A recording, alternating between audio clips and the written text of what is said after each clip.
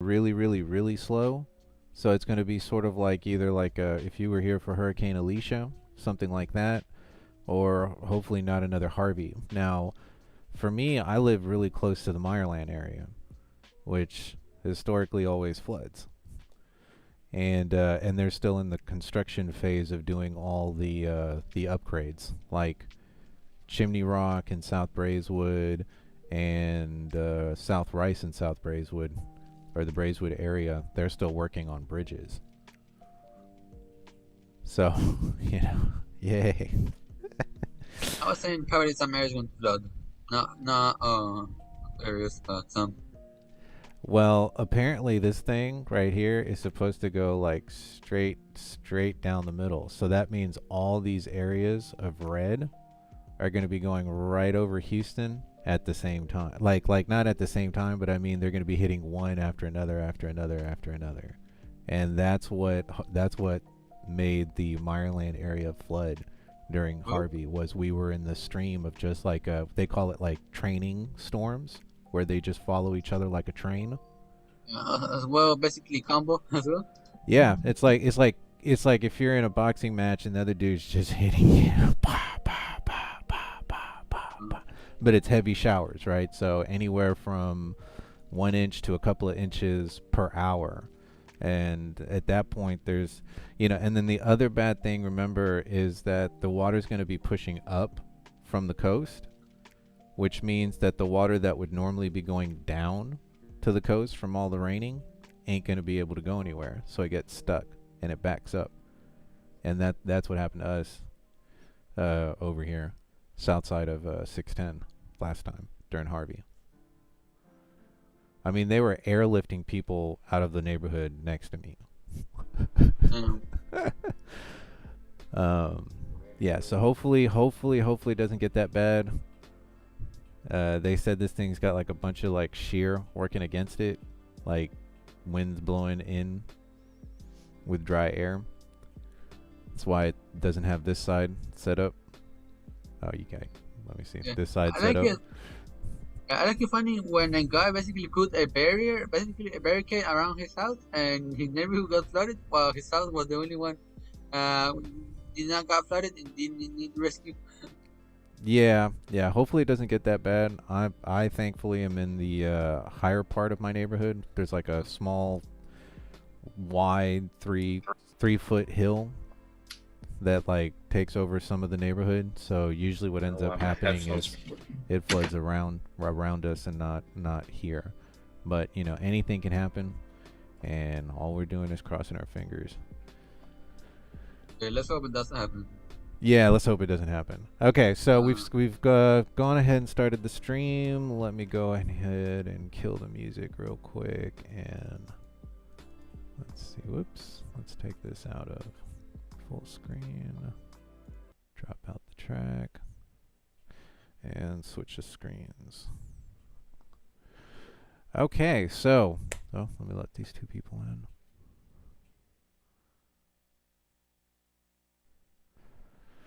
All right, so last Wednesday, or last time we had class, basically what we talked about was the project. We introduced it to you. We broke ourselves up into groups. Hopefully what you've gotten a chance to do over the weekend or before this class was go ahead and set up how you guys are going to communicate back and forth, right? Whether you set up a Discord page, or you set up something, and maybe somebody's got Zoom and you're gonna do meetings that way. Like whatever you're going to use to be able to communicate back and forth. Communication, or comms, was the most important thing over the weekend for the project. So what we'll see now, if we go into project one, is there is a lot more stuff in there, right? So this is going to fill in a lot of those holes that people are like, well, what do we do? And I'm like, oh, okay, we'll sit down and we'll explain it. So we have a couple of tutorials. So the video game industry, we're going to go over the game proposal, the art of the verbal pitch. There's another, the game pitch.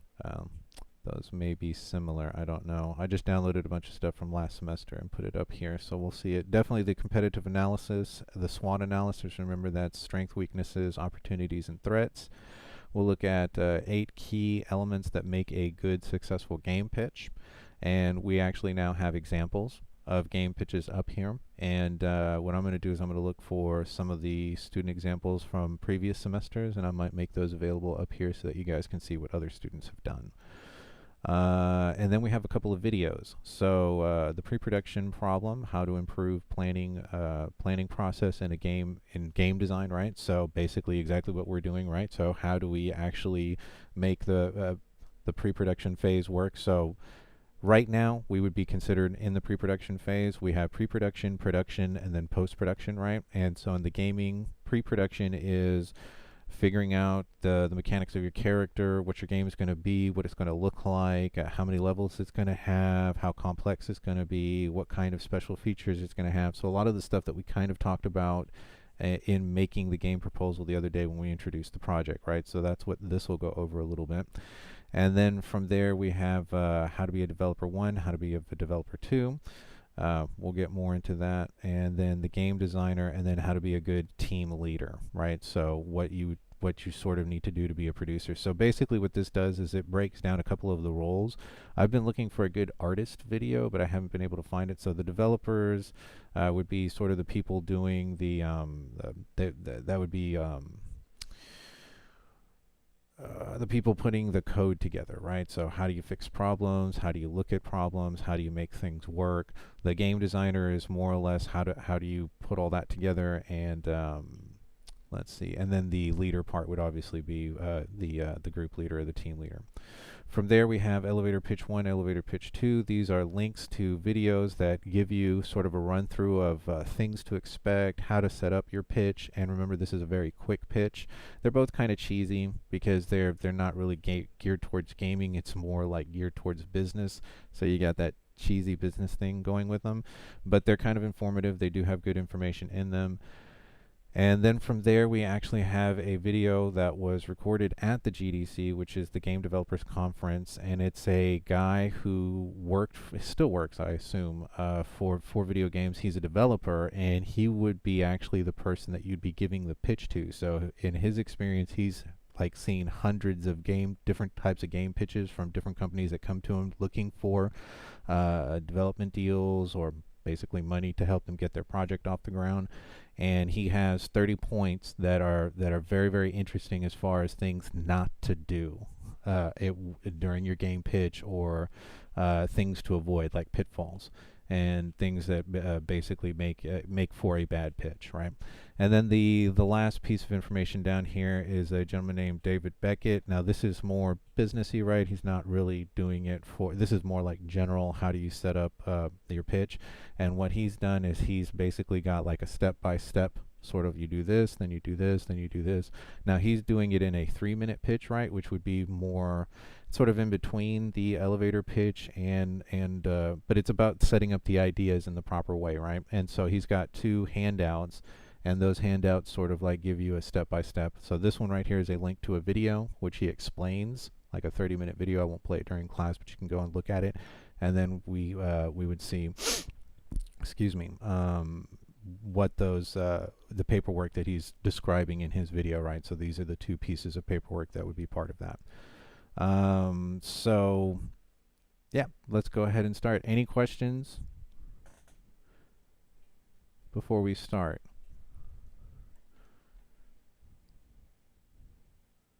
Okay, if I don't hear anything, then we'll go ahead and move on. So let's go ahead and click on the video game industry PDF. Let me expand this so it takes up my whole screen. And okay, so basically what this tutorial is going to go over is the industry itself, different terms. Like I've been using a developer, first-person developer, third-person developer. What do those terms mean? So it'll describe that, and it'll also sort of give us a background as to when you walk in there, what to expect from certain things, right? Like when people talk to you and they say, well, this would be a good, do you want to work for our anyways.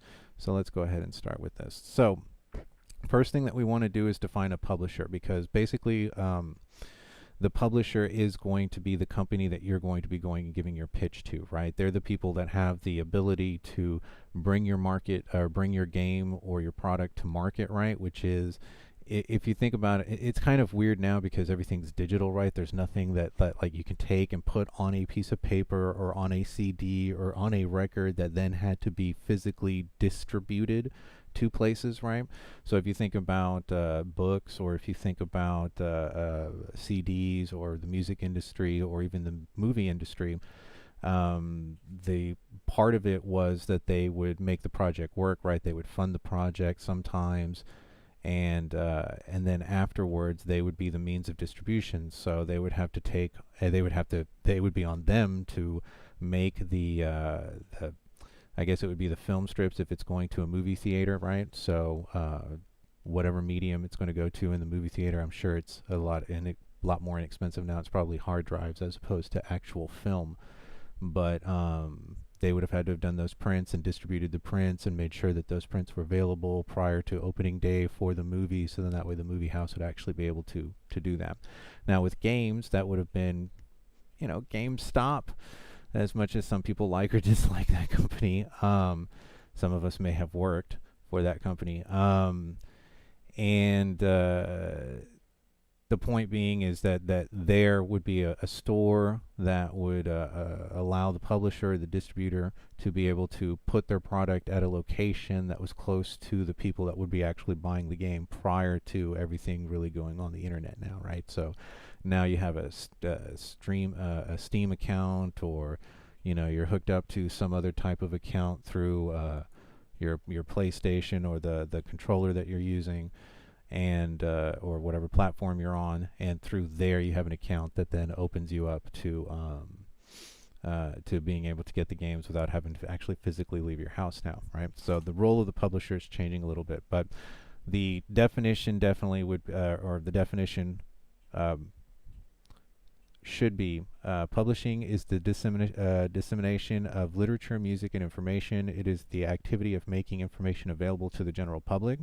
In some cases, authors may be their own publishers, meaning that the originators and the developer of the content also provides media and delivery supply for their content, right? So they are both generating the content and also making it available to the people to buy. Traditionally, the terms refer to the distribution of printed materials such as books and newspapers. So when we think publishers, we think print. With the advent of the digital information systems and the internet, the scope of publishing has expanded and included electronic resources, resources such as the electronic versions of books and periodicals, as well as websites and blogs, video games, game publishers, etc. Right? So nowadays, you don't get the newspaper thrown in your front yard. You have a subscription to the Houston Post or the Houston Chronicle. I forget which one survived. I think it's the Chronicle. I remember the Houston Post.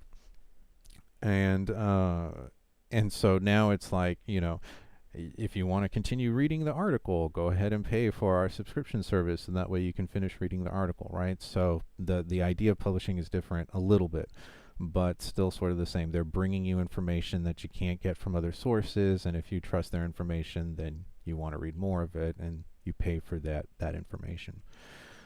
So in the gaming industry, we see there a couple of publishers, right? Most of us should be familiar with just about all of those. So a publisher in the game industry would be a game, or let me just read the sentence. A video game publisher is the company that publishes video games that has developed either internally by the publisher or externally by a video game developer, right? So the point there is that either, they could have an in-house development team, or they could use an outside source to create the content, and then what they'll do is they'll just do the publishing part, right? They'll make sure that it gets to market. So as with book publishers or publishers of DVDs and movies, video game publishers are responsible for their products manufacturing, the product manufacturing and the marketing, and the including market research and all aspects of advertising, right? So the role of the publisher is not only just to get the product out there, but also to see whether they have a product that people want. So they'll do research, they'll figure out areas that certain games are, depending on laws or restrictions, or, we think Western world, but then there are also, I had a student last semester who was Middle Eastern who wanted to create a video game that he could actually sell in that market. So there were certain things religious, that prohibited certain games from being sold, that here could be sold but over there could not be sold because of the way that they were put together. There were certain things in them that they just couldn't be there for that market. So things to think about, right? So that research would be necessary. You can't develop a game, spend a lot of money, and then figure out later that you can't actually bring it to market because there's certain elements in the game that don't work for the area or the politics that's happening in the region where you're trying to put your game out. The other thing would also be advertising materials. So before, that would have been you walking into a GameStop and seeing a nice kiosk, right? A nice area that had been set up with maybe a controller, a version of the game that you could play with pictures and basically printed material all over the place, and then maybe a place for the games to sit. So then that way, if you really like it, you just grab it and take it to the counter, right? So the whole idea would be, point of purchase, creating a workable display, a kiosk that's interactable, and all that costs money, right? So the publisher is putting a lot of money into selling your game while you're doing the development. So that's part of the reason why they get a larger share of most of the contracts. But so the idea of what the publisher is doing, right? So a publishing company has several tasks that it can do. So the first thing would be acquisition, right? So outright buying another entity or collaborating with another entity for part ownership of the product, right? So you might go to them and you want to set up a development deal, and they go, well, we want half of the intellectual property, right? And so at that point, they would be acquiring your property. You would still be doing the development, but I think at that point, if they've got a 50% share, they would have like the ability to vote you out of certain options or whatever. So acquisition is one thing that a publisher can do.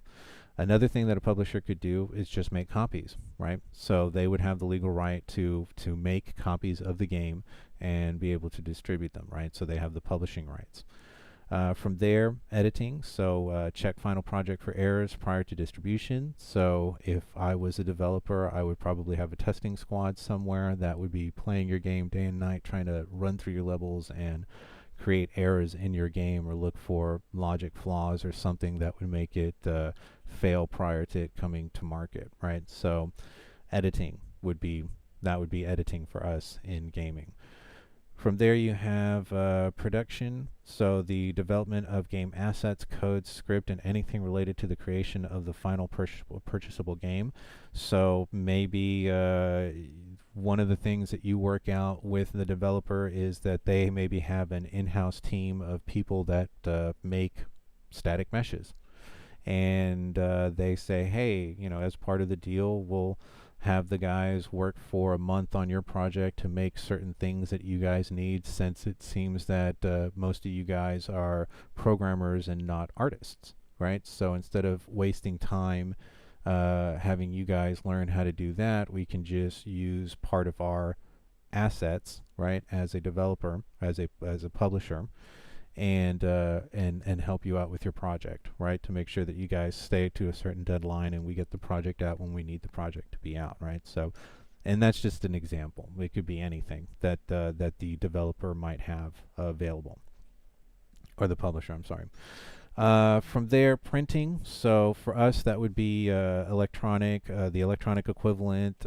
So before, you'd go and you'd buy a game in a basically what looked like a DVD sized sleeve packet that would have printed material on there. Somebody would have had to have made the copies on the DVD, tested the copies on the DVD to make sure that they're working, and then from there packaged it, put the cellophane on, put it on a truck, put it in a box, send it to the proper location, right? So well, we're saying printing, right? So this involves any posters, any kiosks, any case cover, right? The case covers for the DVDs, and any electronic equivalent. So electronic equivalents would be maybe a web page, right? Nowadays, so you would have a web page, you would have some type of a demo video showing gameplay, showing cinematics from the game, maybe trying to create excitement for the game, right? So any type of printing material.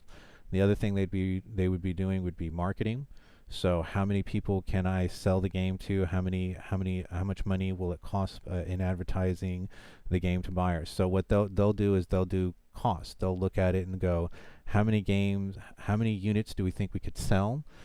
What kind of price can we put it on? What can we identify our market? Is it, can we divide it into age groups? Can we divide it into sex, male, female? Can we divide it into regional? Can we divide it into, and then where do we think we're going to sell the most amount of units? That's what we're going to focus our energy on, and then try to do it there. So, for example, I work at Guitar Center. Recently, Roland, which is a big company that produces a lot of different audio equipment, created a booth, like a boutique booth. It's really nice. If you go to the Westheimer store, and I'm not telling you should, but if you like musical equipment, they actually have a really, really nice booth from Roland. Takes up like a tenth of the floor space inside the store, so it's actually a big section, and they've got everything there. And there's a guy from Roland working there. So they picked our store because we're in the middle of Houston. We're a huge market. Our numbers, we're one of like the biggest stores in the region, and I think even in the whole chain for for the volume and the amount of stuff that we sell at that location. So Roland, when they looked, they said, we're going to do our marketing.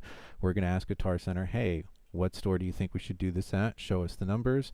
And then that's when they decided to pick our store, right? So that's part of the marketing. Where do you think this is going to be most effective? If they put this in one of the other locations, it may not have worked as well, right? Because that location may not have as many people moving through it.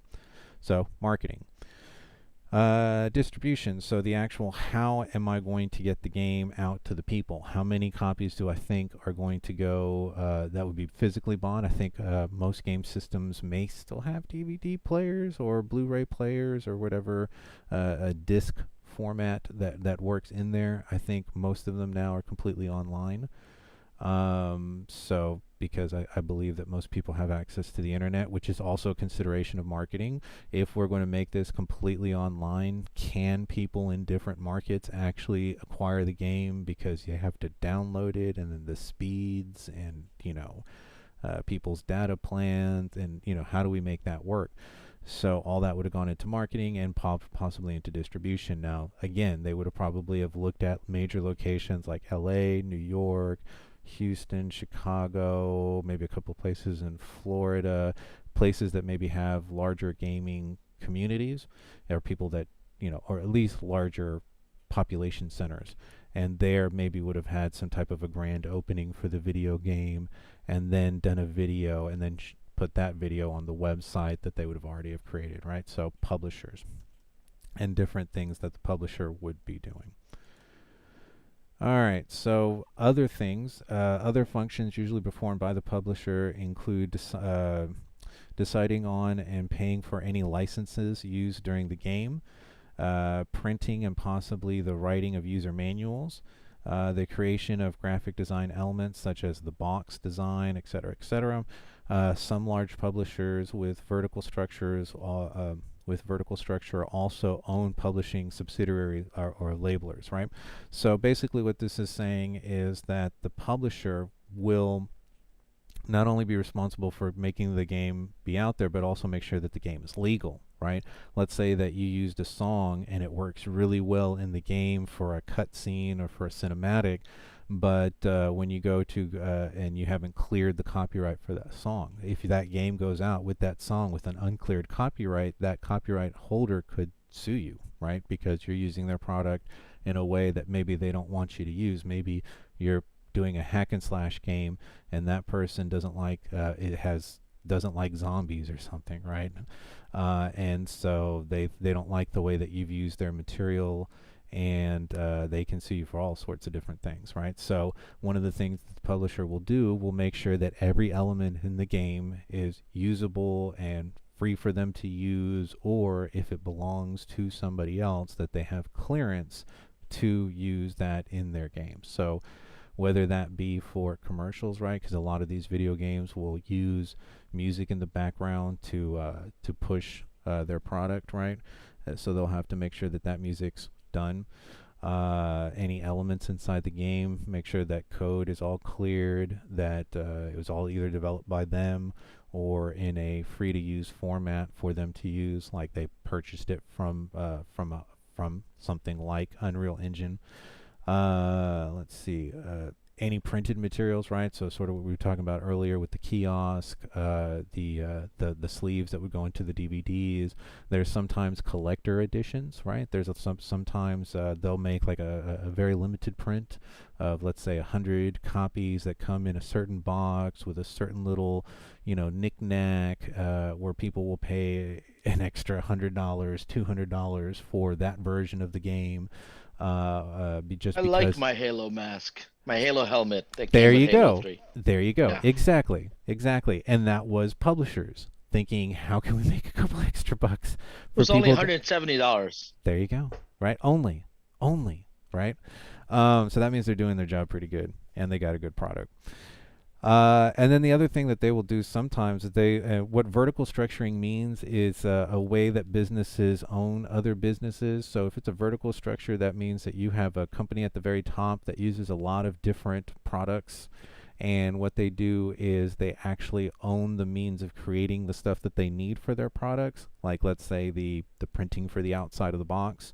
They might own a printing company. So instead of having to go to somebody else and have them put a tax on, printing stuff for them because it's an outside business, they do it quote unquote in-house, right? It's still another business. It still maybe maybe it has other customers, right? Maybe that business, while they're not printing stuff for the publisher, is actually printing stuff for people locally or other people that need products printed. So, vertical integration just means that the publisher at the top owns the means of productions below them, so then that way they don't have to pay as much, which makes total sense. And then finally, I think nope, we still have two things for the publisher before we get to game developers. Okay. Sorry to keep beating this dead horse. They often finance development, sometimes by paying a video game developer external development, and sometimes by paying internal staff for developers called a studio. So the publisher needs people to make games for it. So then that way it has something to print, something to bring to market. Sometimes that stuff is done in-house. So if you have a company like Nintendo makes its own games. And so it is both a distributor because it is getting stuff to market. It's publishing the stuff, or I'm sorry, it's a publisher because it's publishing the stuff and making all these kiosk stuff and the stuff that we've been discussing, as well as also being a developer, meaning that it's making a game, right? Which we'll talk about here in a second. The large video game publishers also distribute the games. They publish, while smaller distributors instead hire distribution companies or larger video game publishers to distribute their games they publish, right? So it really just depends on whether you're in-house or out-of-house, right? Remember that the publisher is always looking for people to create video games for them so they have something to sell. Sometimes they do it in-house. If you're a smaller company, you'll probably go to a publisher and say, hey, we have a developed game. We've already made it. We've developed it. We just need somebody to bring it to market. Can you guys do the kiosks, make sure it gets into certain stores, do the website for us? And then we'll split the profits, and then they'll set up some kind of deal between you, the developer, and the publisher. From here, the large publishers may also attempt to boost efficiency across all internal and external development teams by providing services such as sound design and code packaging for commonly needed functionality. So another thing that the publisher might do is they might look at your project, go, very cool, we need it to work with this platform. We already have a team that can take your stuff, recode it, so then that way it works on our system because you're developing it in this software and we need it to make sure that it works on the internet, which maybe you as a developer don't know how to do, but they can do it because they've already got a team that takes your game and makes sure that it works on their platform, right? That when somebody goes to their online search on their website, they can click on your game, it downloads properly, you click on it and it opens up and it does what it's supposed to across all the different platforms, maybe make Mac, Maybe you develop the game for PC, and they will make sure that it works on the Mac, or they'll make sure that it works on mobile. So other things that the publisher might do. So they may have small teams or large teams that can offer specialized services that you may not be able to do at the level of developer that you are with the team that you have. Because the publisher often finances development, it usually tries to manage the development risks with a staff of producers or project managers to monitor the progress of the developer, critique ongoing development, and assist as needed. Right. So remember that the publisher is putting money into this. They're creating. They're making sure that you're developing the product properly. So what they're going to do is they're going to create deadlines for you.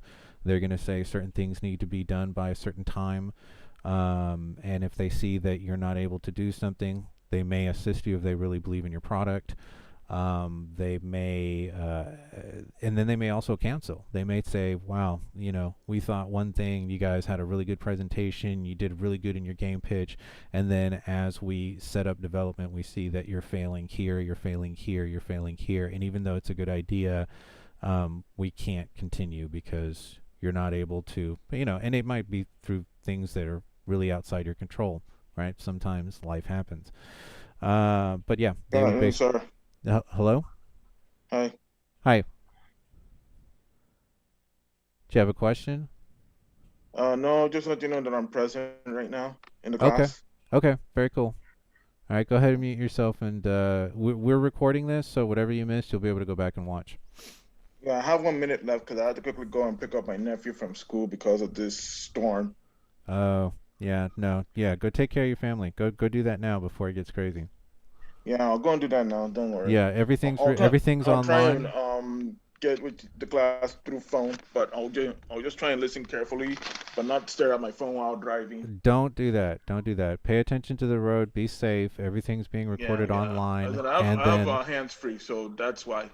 okay. Well, just don't let us distract you, and just be very, very safe. Okay. Okay.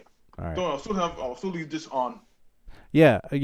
Just go ahead and mute yourself, and leave it on if you need to, but don't, just be safe. Yes, I appreciate it, sir. Thank you. No problem.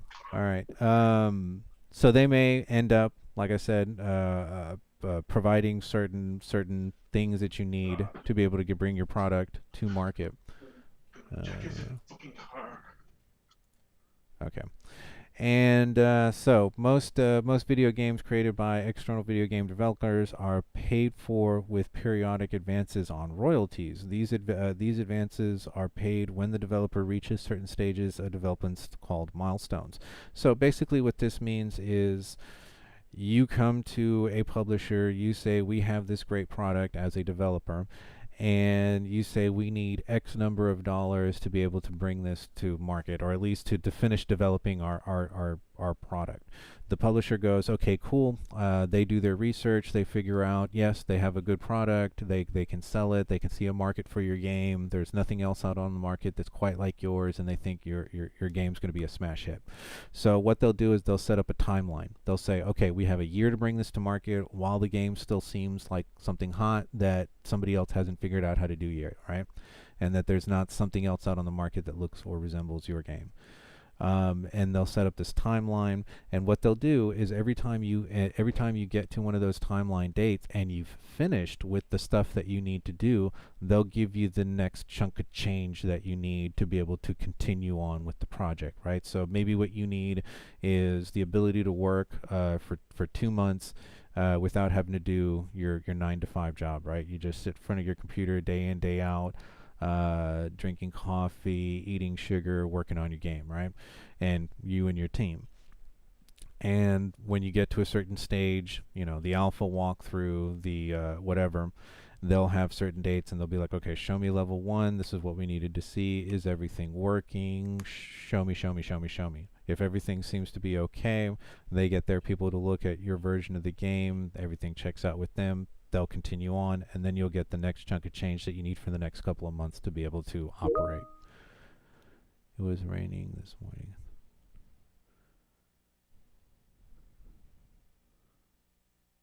Oh, okay. Sorry, that's teams. Teachers are concerned. All right, so that's the publisher.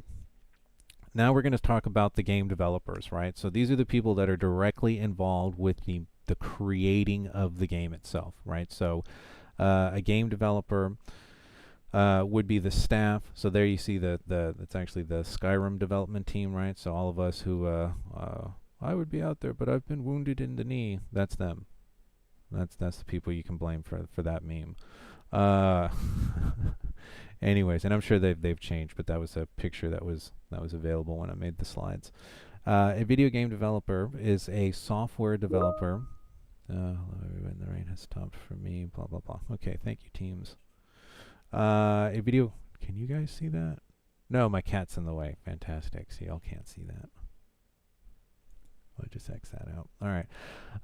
So a game. Oh, excuse me. A video game developer is a software developer that specializes in video game development and the process and related disciplines for creating a video game. Right. So basically, you're Microsoft, but instead of making, whatever Microsoft makes, Windows, Word, or whatever, you're actually developing video games, right? So graphics, user interface, what's going to be in the game, the logic for it, everything that goes into it, right?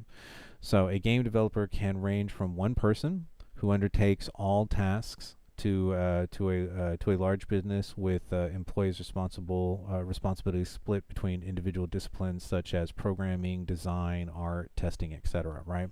So there are video game companies or people like that create boutique style video games, right? That are like maybe one level at a time, and they'll spend a couple of months working on a game, and what they've done is they've created like a niche market for their video game where people are looking for like independent games that are not part of the mainstream. And then if you have like and a lot of these are either very I would say very artistic looking games, right? They have like a really cool aesthetic, or they have like a storyline that the character follows, and so it's sort of like watching like for all those that have Disney Plus and have been watching like the What If series or the Loki series or the WandaVision series, right? They sort of like beef it up, and then you get to a point where you're like, yeah, I want to watch them, and then they give you like 8 straight weeks of like video or different episodes, and then it cuts off, and then you're like, oh wow, that was so cool. And you can do that as a video game developer if you're a one-person team, right? You could sit there and you could create a level for your game, build a certain nostalgic around it, and then find like a niche market that get hooked onto the storyline of your game, the graphics of your game, the style of your game, the gameplay, or whatever it is. And every couple of months you have a new episode for them, essentially, a new level for them to play. Or you could be Skyrim, right? You could look down there and you can see, well, yeah, there's probably people that are marketing, probably people that are testers, probably people that are, programmers or designers or artists or whatever, right? So most game development companies usually have a video game publishing. Excuse me, let me remove that. Most game development companies usually have a video publishing company's financial and marketing support. So I'm sure that Skyrim does some stuff for themselves, but then they may also be working with a publisher. So when you turn on Skyrim, it'll say Skyrim development team or whatever their name of their team is, and then it'll have, or probably prior to, we'll probably have the name of the developer first, and then the Skyrim logo second, right? So when you see those flashes when your game starts and you see the different logos that come on, those are important because they're telling you, hey, these are the people that are putting it to market. These are the people that are actually creating the game. Let me see. Sorry, I've got people at Guitar Center. Oh no, this is actually from HEC. So y'all might have gotten an alert too. All campuses will be closed Tuesday at 2 p.m. and remain closed Tuesday due to St. Nick. And all new or all in-person and online classes are canceled during this period. Okay, so there you go. Let me just open up that email. That sucks. Well, It The gives you more. online It classes, I guess, because the storm might knock out power. And might knock out power. Yeah. yeah, So I look forward to my class on Tuesdays. yeah, so yeah. I guess the point might be that the instructor or students may not be able to be there. So yeah. So let me reread that. It says all campuses will close Tuesday at 2 p.m. and remain closed Tuesday due to Tropical Storm Nick. All in-person and online classes are canceled during that period. So from Tuesday. So if your class was Tuesday 2 p.m. till no. Oh, today at 2 p.m. Oh, Huh. No, it's today at 2 p.m. until Tuesday. So closed Tuesday, I assume that means they're reopening on Wednesday. So that means that cuts right into our class. Yeah, well, I don't want to just be like, okay, it's 2 o'clock, see you guys later. Because, where did you get the email? Because I'm looking at the emails that we receive, and I haven't gotten any. well, let me see. Maybe it's just for staff right now. Well, the other thing that I think is also, well, it may be staff, but it also, I have it on HCC alerts, so it actually came through my, just my regular email. I mean, it actually came through as a text message. Yeah, I always get the text messages, but this time I did not. Okay. Yeah, no, mine came through as a text message 1 minute ago, so maybe Yeah. it might just be your service. It might be getting there later, or maybe they just send chunks at a time. Yeah, I just found I found it on the site hccs.edu/alerts. I put the text on the chat. Okay, fantastic. Thank you, sir. Yeah, I didn't receive any email or text. So Okay, well, basically they're saying if you have a class later on this afternoon, even if it's an online class, it's canceled. Tomorrow, Tuesday, all classes are canceled, and then Wednesday, I assume everything will go back to normal, or we'll get another update. But as what I read, that's what they're saying. Anything after 2 o'clock today. All right, interesting, huh? Exciting. Maybe we can make a game about storms. Hey, there you go. Take that real world experience and bring it in. Yep.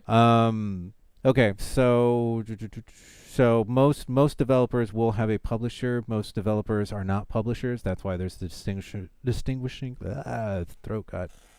Excuse me. Let me drink some coffee. Ugh. Like all of a sudden part of it went really dry. Okay, so like I said, most developers are not publishers. That's why I have a distinction between the two. And publishers are good at the marketing side and the financial side and making sure they can make a profit from putting your game out there. And the developers just want to make the game, right? And are most directly responsible for the game working.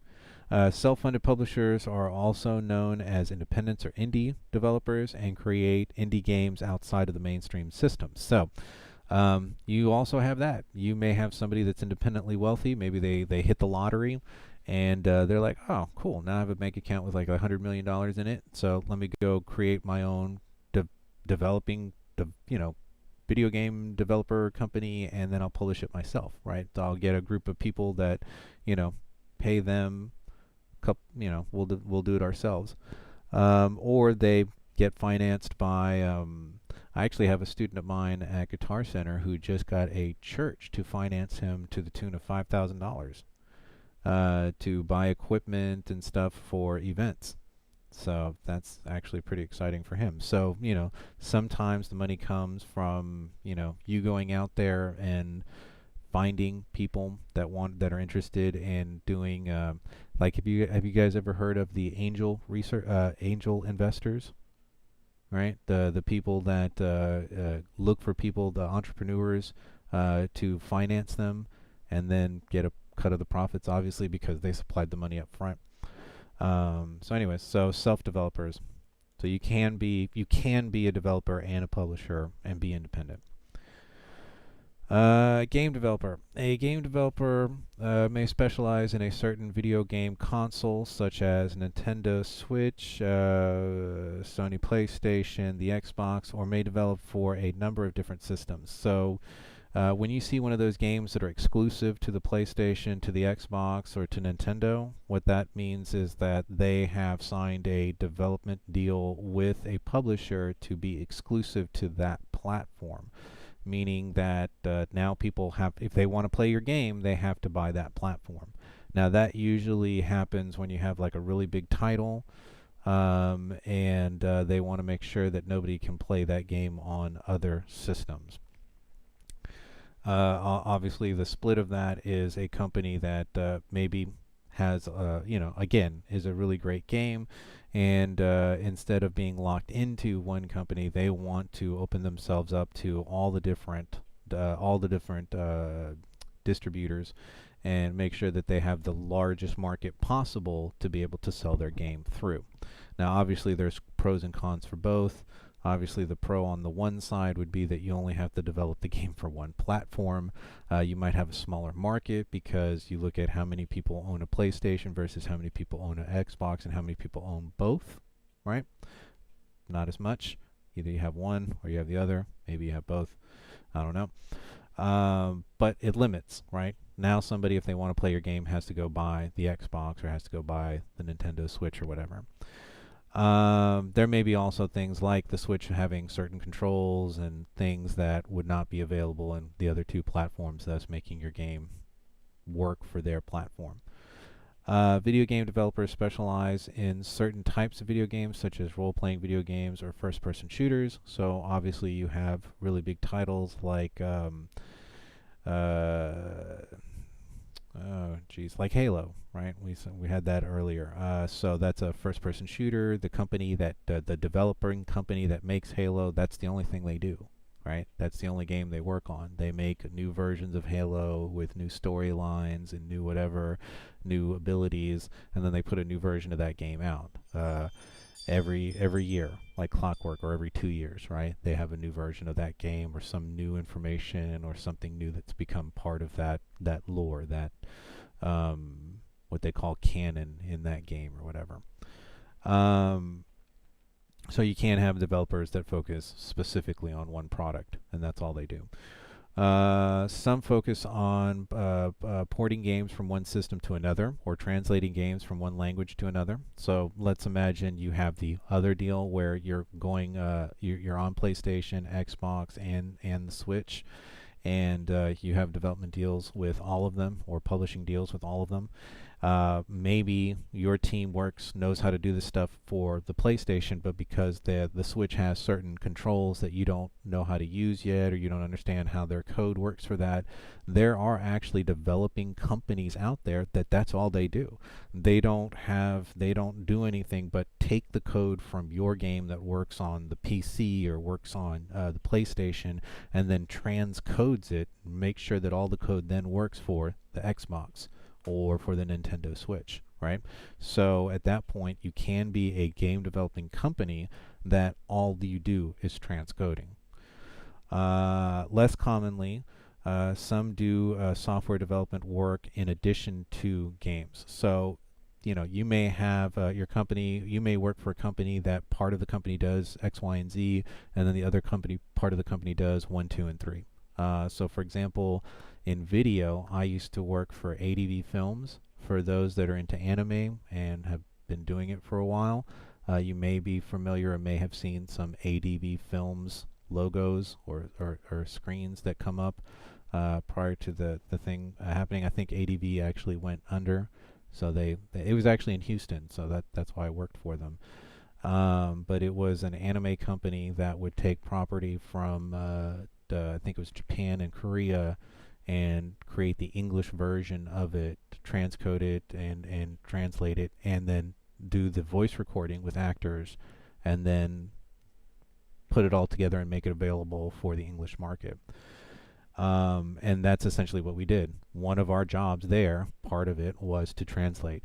Then you also had other parts of the company, other parts of the building that were like ADV News. I think there was a newspaper, a newsletter or something that was for the anime market that was also run out of that building. They were trying to create a network, like a TV network. So you had like Cartoon Network, but then you'd also have like the ADV Film Network, and depending on what provider you had, you'd have access to it in whatever package. So that was another thing that they were running out of that building. So there was a lot of stuff that was happening. So you could be part of a development deal that part of your company does transcoding for other people, and then part of your company works on actually creating a video game. So could be a lot of different things. Game developers. So most video game publishers maintain development studios such as Electronic Arts, EA Canada, Square, I cannot, Dyslexia, thank you, Studios, and then Activision, Radical Entertainment, Nintendo, EA Deem, and Sony's Polyphony Digital and Naughty Dog. So basically, these are in-house developers, right? So the publisher, the larger company, has within it a smaller company that deals with things that would be a game developer, developing the video game or transcoding a video game. However, since publishing is still their primary activity, they are generally described as publishers rather than developers. So because, let's say, 50% of their business comes from the publishing side and not from the development side, you would still consider them a publisher because they're taking on the tasks of the publisher, not only creating video games. So they could be described as a publisher. Developers may be private as well, such as Boogie was, the company which developed the Halo series exclusive for the Microsoft Xbox. So there you go. So Boogie was the name of the company, the developing company that developed the Halo series for the Xbox, which is the publisher, right? And they had an exclusive deal with Xbox that made Halo only available on that platform.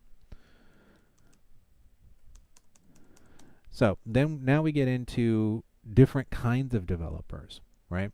So you have what are called first-party developers, third-party developers, fourth-party developers. I know we skipped two, but there's a reason for that, and we'll explain it here in a second. So first-party developer. In the video game industry, in a video game industry, a first-party developer is a part of a company which manufactures a video game console and develops exclusively for it, right? So to be a first-party developer, you have to be somebody that makes the video game, that makes it exclusively for a game platform, like Nintendo. I'm sure Xbox is not creating Super Mario Brother games, right? So Nintendo has a in-house developer company that creates the Super Mario Brothers game that then they make exclusive for their platform.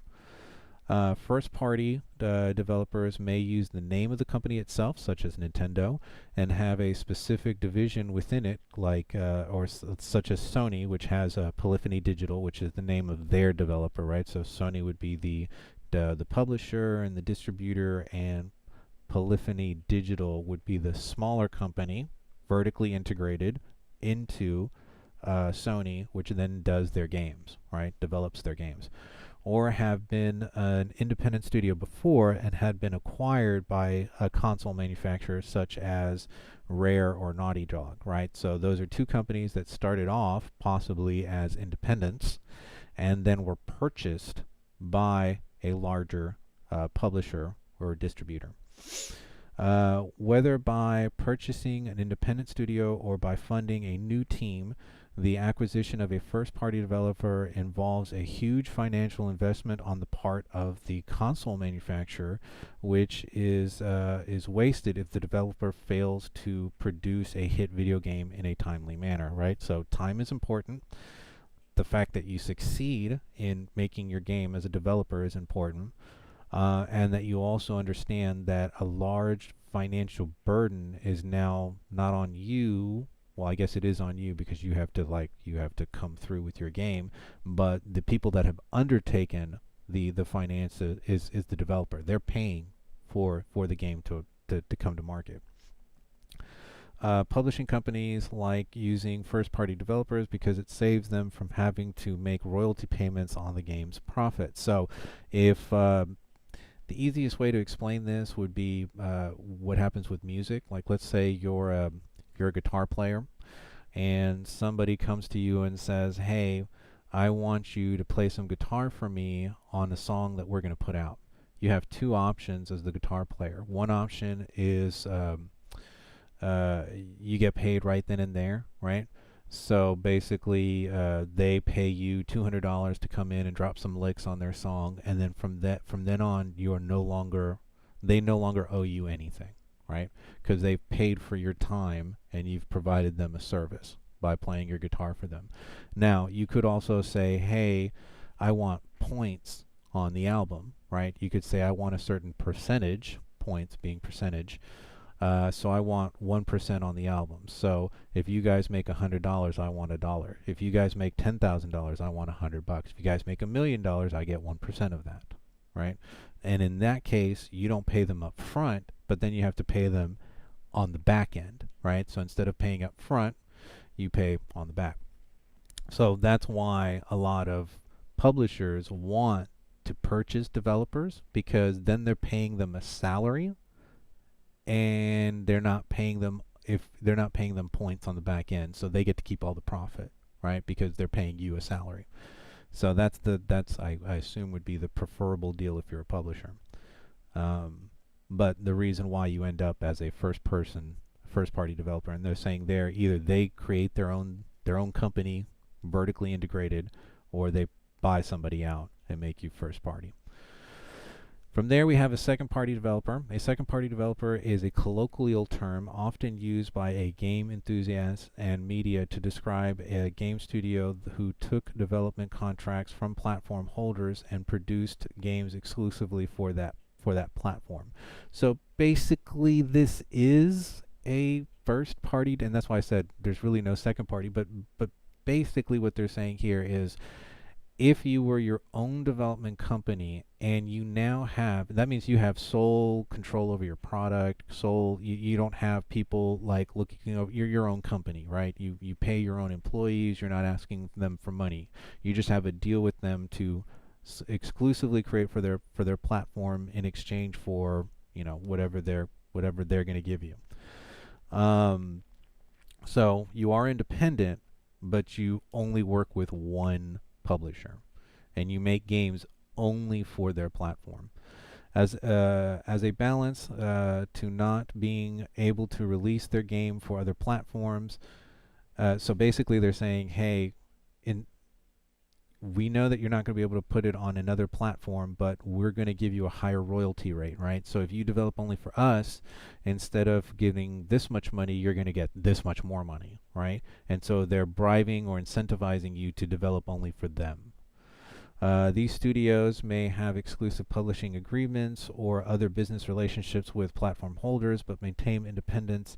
So upon completion or termination of the contract, are able to continue developing games, right? So maybe maybe your company makes a couple of different games, right? Maybe you're developing this game and this game and this game. You're somewhat large or somewhat independent in that respect, and this one game is going to be tied to this platform.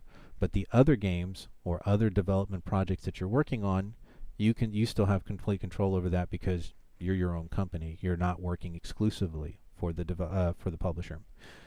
Examples of these kind of relationships would be Insomniac Games, originally a second party for Sony, Remedy Entertainment, originally a second party for Microsoft, and Game Freak, which was a second party for Nintendo. So they would develop their own games, come to Nintendo, go, "Hey, do you guys want to buy it?" And if they said yes, then they would and they said, "We'll make it exclusively for you guys, then we want more money from you," and they work out a deal. But that's what a second party developer is. It's basically an independent developer that works exclusively with one platform, but they're independent. Okay. All right. So from there, a third-party developer. This is us. This is basically what most of us are going to be if we end up forming a group of people, like maybe you find a couple of people in this class or throughout this program, and you go, you're a good worker, I like the products or the stuff that you work on, let's sit down and try to make a game together, right? Like we learned in class, in Martin's class. A third-party developer may also publish games or work for a video game publisher to develop a title. So basically this means you're your own you're your own company, your own developer, but you're going to work with a publisher to bring your game to market. Both publisher and developer have considerable input in the game's design and content. You're mostly independent, working for the publisher. However, the publisher's wishes generally override those of the developer because they're the ones that have a lot more financial exposure than you do, right? So you're developing their game, they're paying you to do it, they're going to have some control over your product, right? Third-party developer. The business arrangement between a developer and a publisher is governed by a contract which specifies a list of milestones intended to be deliverable over a period of time, right? So if you look at our syllabus, that's sort of what I laid out in the last month, right? That whole section that's red when you look at the schedule, when you look at the class schedule.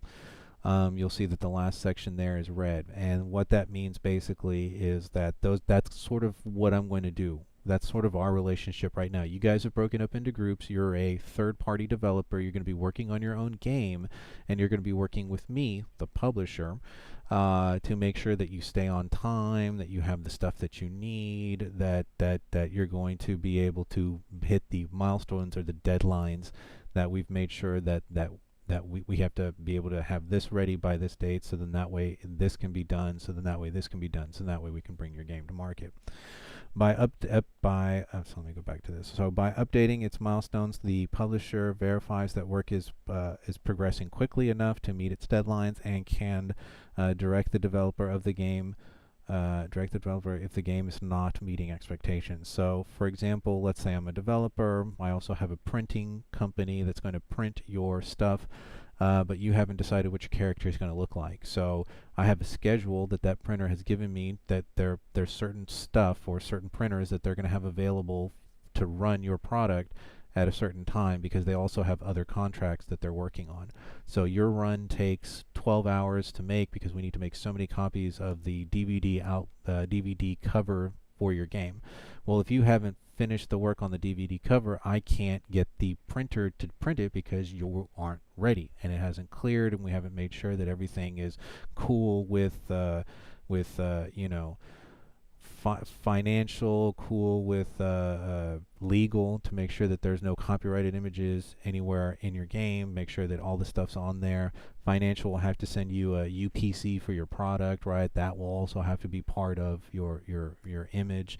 So everything has to be on a deadline, right? And things can, if you don't hit that deadline, things can be thrown off. And so anyways, so there will be a contract with a list of milestones that of tasks that need to be finished by a certain time or date. When each milestone is completed and accepted, right? So you complete, then you have to send it to them. They then agree, yes, it's complete. The publisher pays the developer in advance in royalties. So we discussed that, right? Every 2 months, every 3 months, however your arrangement is, you get a certain amount of money to help you keep going, so you don't have to actually be making money while you're developing your game.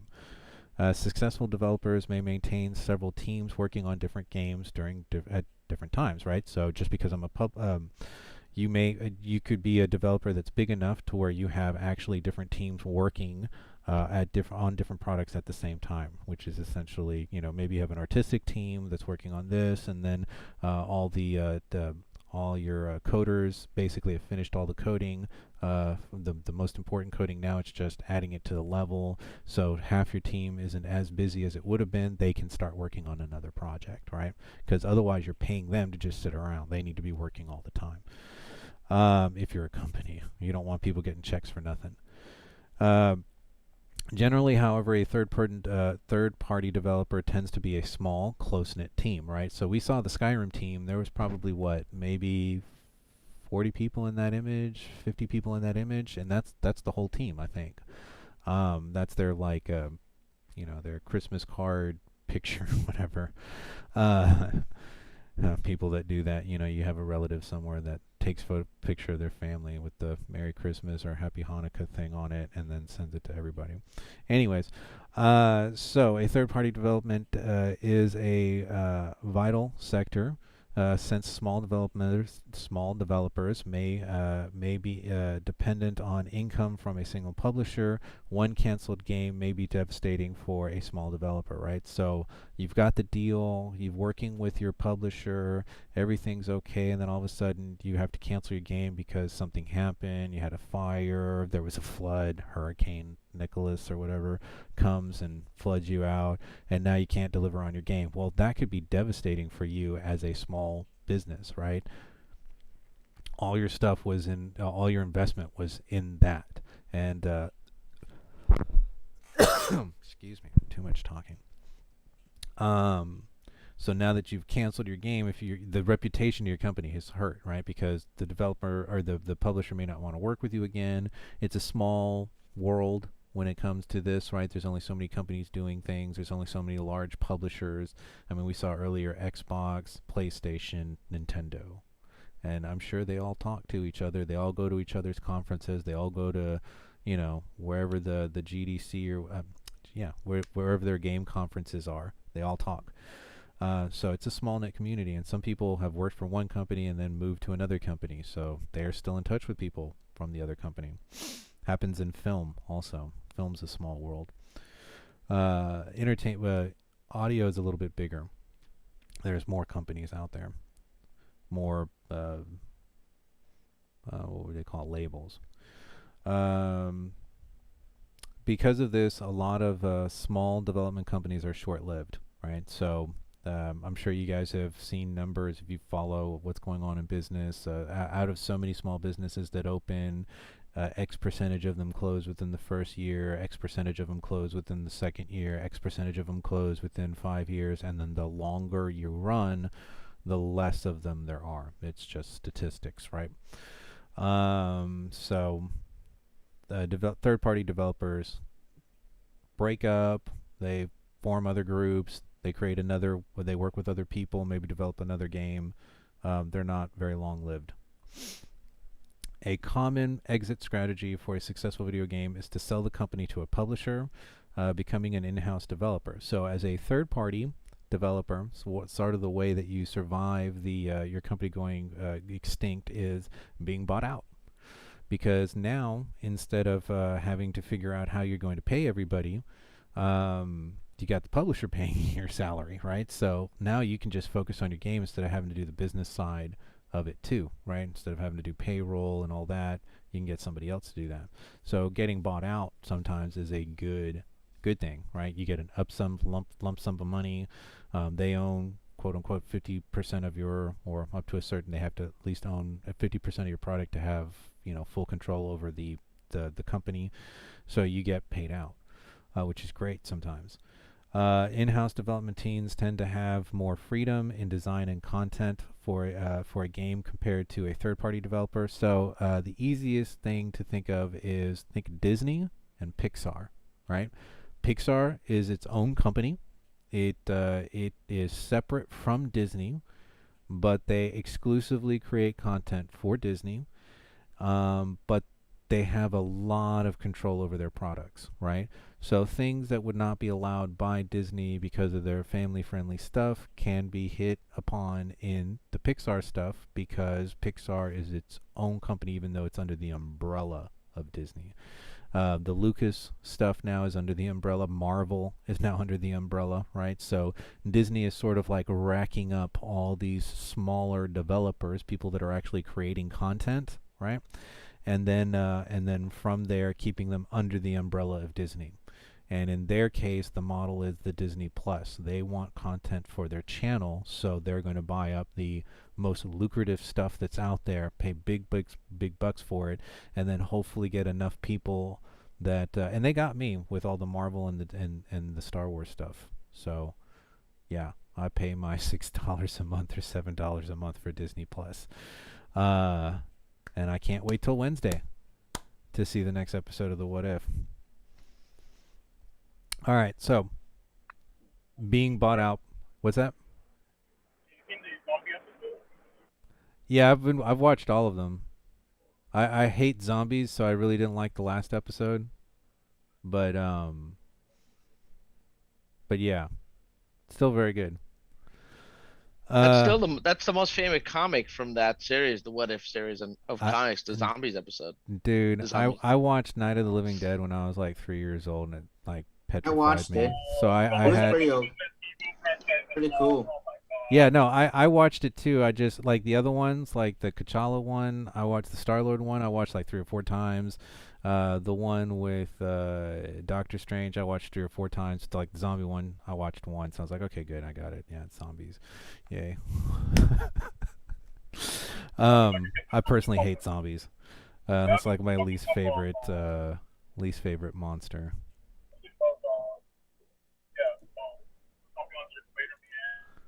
Okay. So let's see. One reason this choice line for discussion and rich developer. Okay. So third-party companies that you may be familiar with: Neversoft, Raven. In recent years, large publishers have acquired several third-party developers. While these development teams are now technically in-house, they often continue to operate as autonomous, meaning they have their own. And I think Pixar, out of the Disney example, is the one that actually has the most autonomy of all of the ones that I've talked about, because I know that Disney is putting their hands into the Star Wars and trying to do storylines. Same thing with Marvel. I don't think Marvel's as much, but definitely Star Wars. You've seen a division between like the John Favreau side that brings us the Mandalorian, and then the other side, which is the Kathleen Kennedy side, that is trying to be more PC with their product. And you get the last 3 episodes of the series with Rey, right? Regardless of politics, you're seeing a division in Disney in a single company, in a single product, where you have multiple people working on different storylines for that product, and the independence sometimes that they may or may not be able to do certain things. Whereas Pixar's like, here's our movie, we've done our research, we think this is a great idea, you guys should just go with it. Because they constantly have hits. If Pixar had problems, like if they weren't hitting every time they put something out, then Disney would probably come in and be like, hey, you guys are spending lots of our money and we're not making money back, so you're going to lose a little bit of your independence, right? So for example, Activision acquired Raven in 1997, Neversoft in 1999, which then merged with Infinity War in 2014, Z-Axis 2001. So there's just a bunch of dates there where Activision was just buying up all these smaller companies that were producing video games. Notice that a lot of this was like in the late 1990s, early 2000s. I think now the way things work are a little bit different, but still that you would have a larger publisher coming in and buying up smaller developers. All those developers continue operating such much as they did before the acquisition. Their primary difference now is exclusively in their financials, right? Instead of them having to supply the money to basically feed themselves while they're making the game, they have a salary that's provided to them by the publisher, and they can eat every day comfortably as long as they hit their deadlines and their milestones, right? Publishers tend to be more forgiving of their development teams going over budget or missing deadlines than third-party developers, right? So if if a publisher has a in-house developer and their in-house developer has a problem, well, they're probably going to be a little bit more lenient on that in-house developer because those people probably work in the same building, maybe, right? Whereas if you're a third-party developer, you have your own offices, you have your own, business suite somewhere in a building somewhere, you own your own property, and they're going to be more on you because of your independence, right? So if you start slipping or miss a deadline, then you may lose your funding. Whereas if you're in-house, you probably won't, because you work in the same building. Now, from there, we also have what are called fourth-party developers. And a fourth-party developer is a new term referred to license tying into the games. So whether these are based off of movies, comic books, manga, they are referred to as fourth party because for their negative reputation with majority of tie-in games being panned by critics. So I need to go back and rewrite that sentence. These games usually advertise a popular non-game franchise or an advertisement in upcoming games. So an example of this would be Cartoon Network. So Cartoon Network is a cartoon provider, right? So they look for cartoon properties and then make that available on their platform, which would be either online or on cable. From there, they also probably have a web presence where they have games that you can play. So most famous, well, not most famously, but I know that I had a friend of mine that was really into like the Steven Universe stuff, which was a game, not a game, a TV series cartoon that then made a game for. So lots of examples of this. For example, Nickelodeon. There we have a what is that? A SpongeBob SquarePants video game that somebody had to make. So somebody had to make those characters, somebody had to animate them, somebody had to create the environment, somebody had to create the enemy characters, somebody had to create the gameplay. So that's a development company, right? They made a game, but it's based off of an intellectual property that is owned by somebody else, right? So that's mostly where these fourth party developers come in. So sometimes the games are a little bit cheesy, sometimes the games maybe aren't as fully developed because they're meant for people that are younger in age, right? Nickelodeon being, anywhere from as soon as you can hold something in your hands and push buttons and understand what you're doing to, I assume preteen. There's even full-grown adults, I'm sure, that would play this SpongeBob SquarePants game. But anyway, so basically it is you are a video game developer, but you work for another company whose main thing is not making video games, right? You are a department inside Nickelodeon's structure that makes games for intellectual properties that they're bringing out. So maybe there's a new SpongeBob movie that's coming out and they want a video game tie-in. And that's what you'd be working on. The most infamous of these would have been the Atari 2600 spin-off of the E.T. I think that's we did that in one of the other slides, in one of the other PowerPoints, where we said this was the absolute example of why that 8-bit video game stuff died hardcore, and there was sort of like that kill in the market in the early 80s before some of the other games, the other platforms started coming out. Independent developers. So there are a number of independent developers. So you can publish, distribute, and produce your game all by yourself. And that's actually becoming easier and easier now because, for example, let's say you make a game in Unreal, and Unreal itself, you just go to them and say, hey, we made a game using your stuff. We want it to be on your platform. Will you please host it?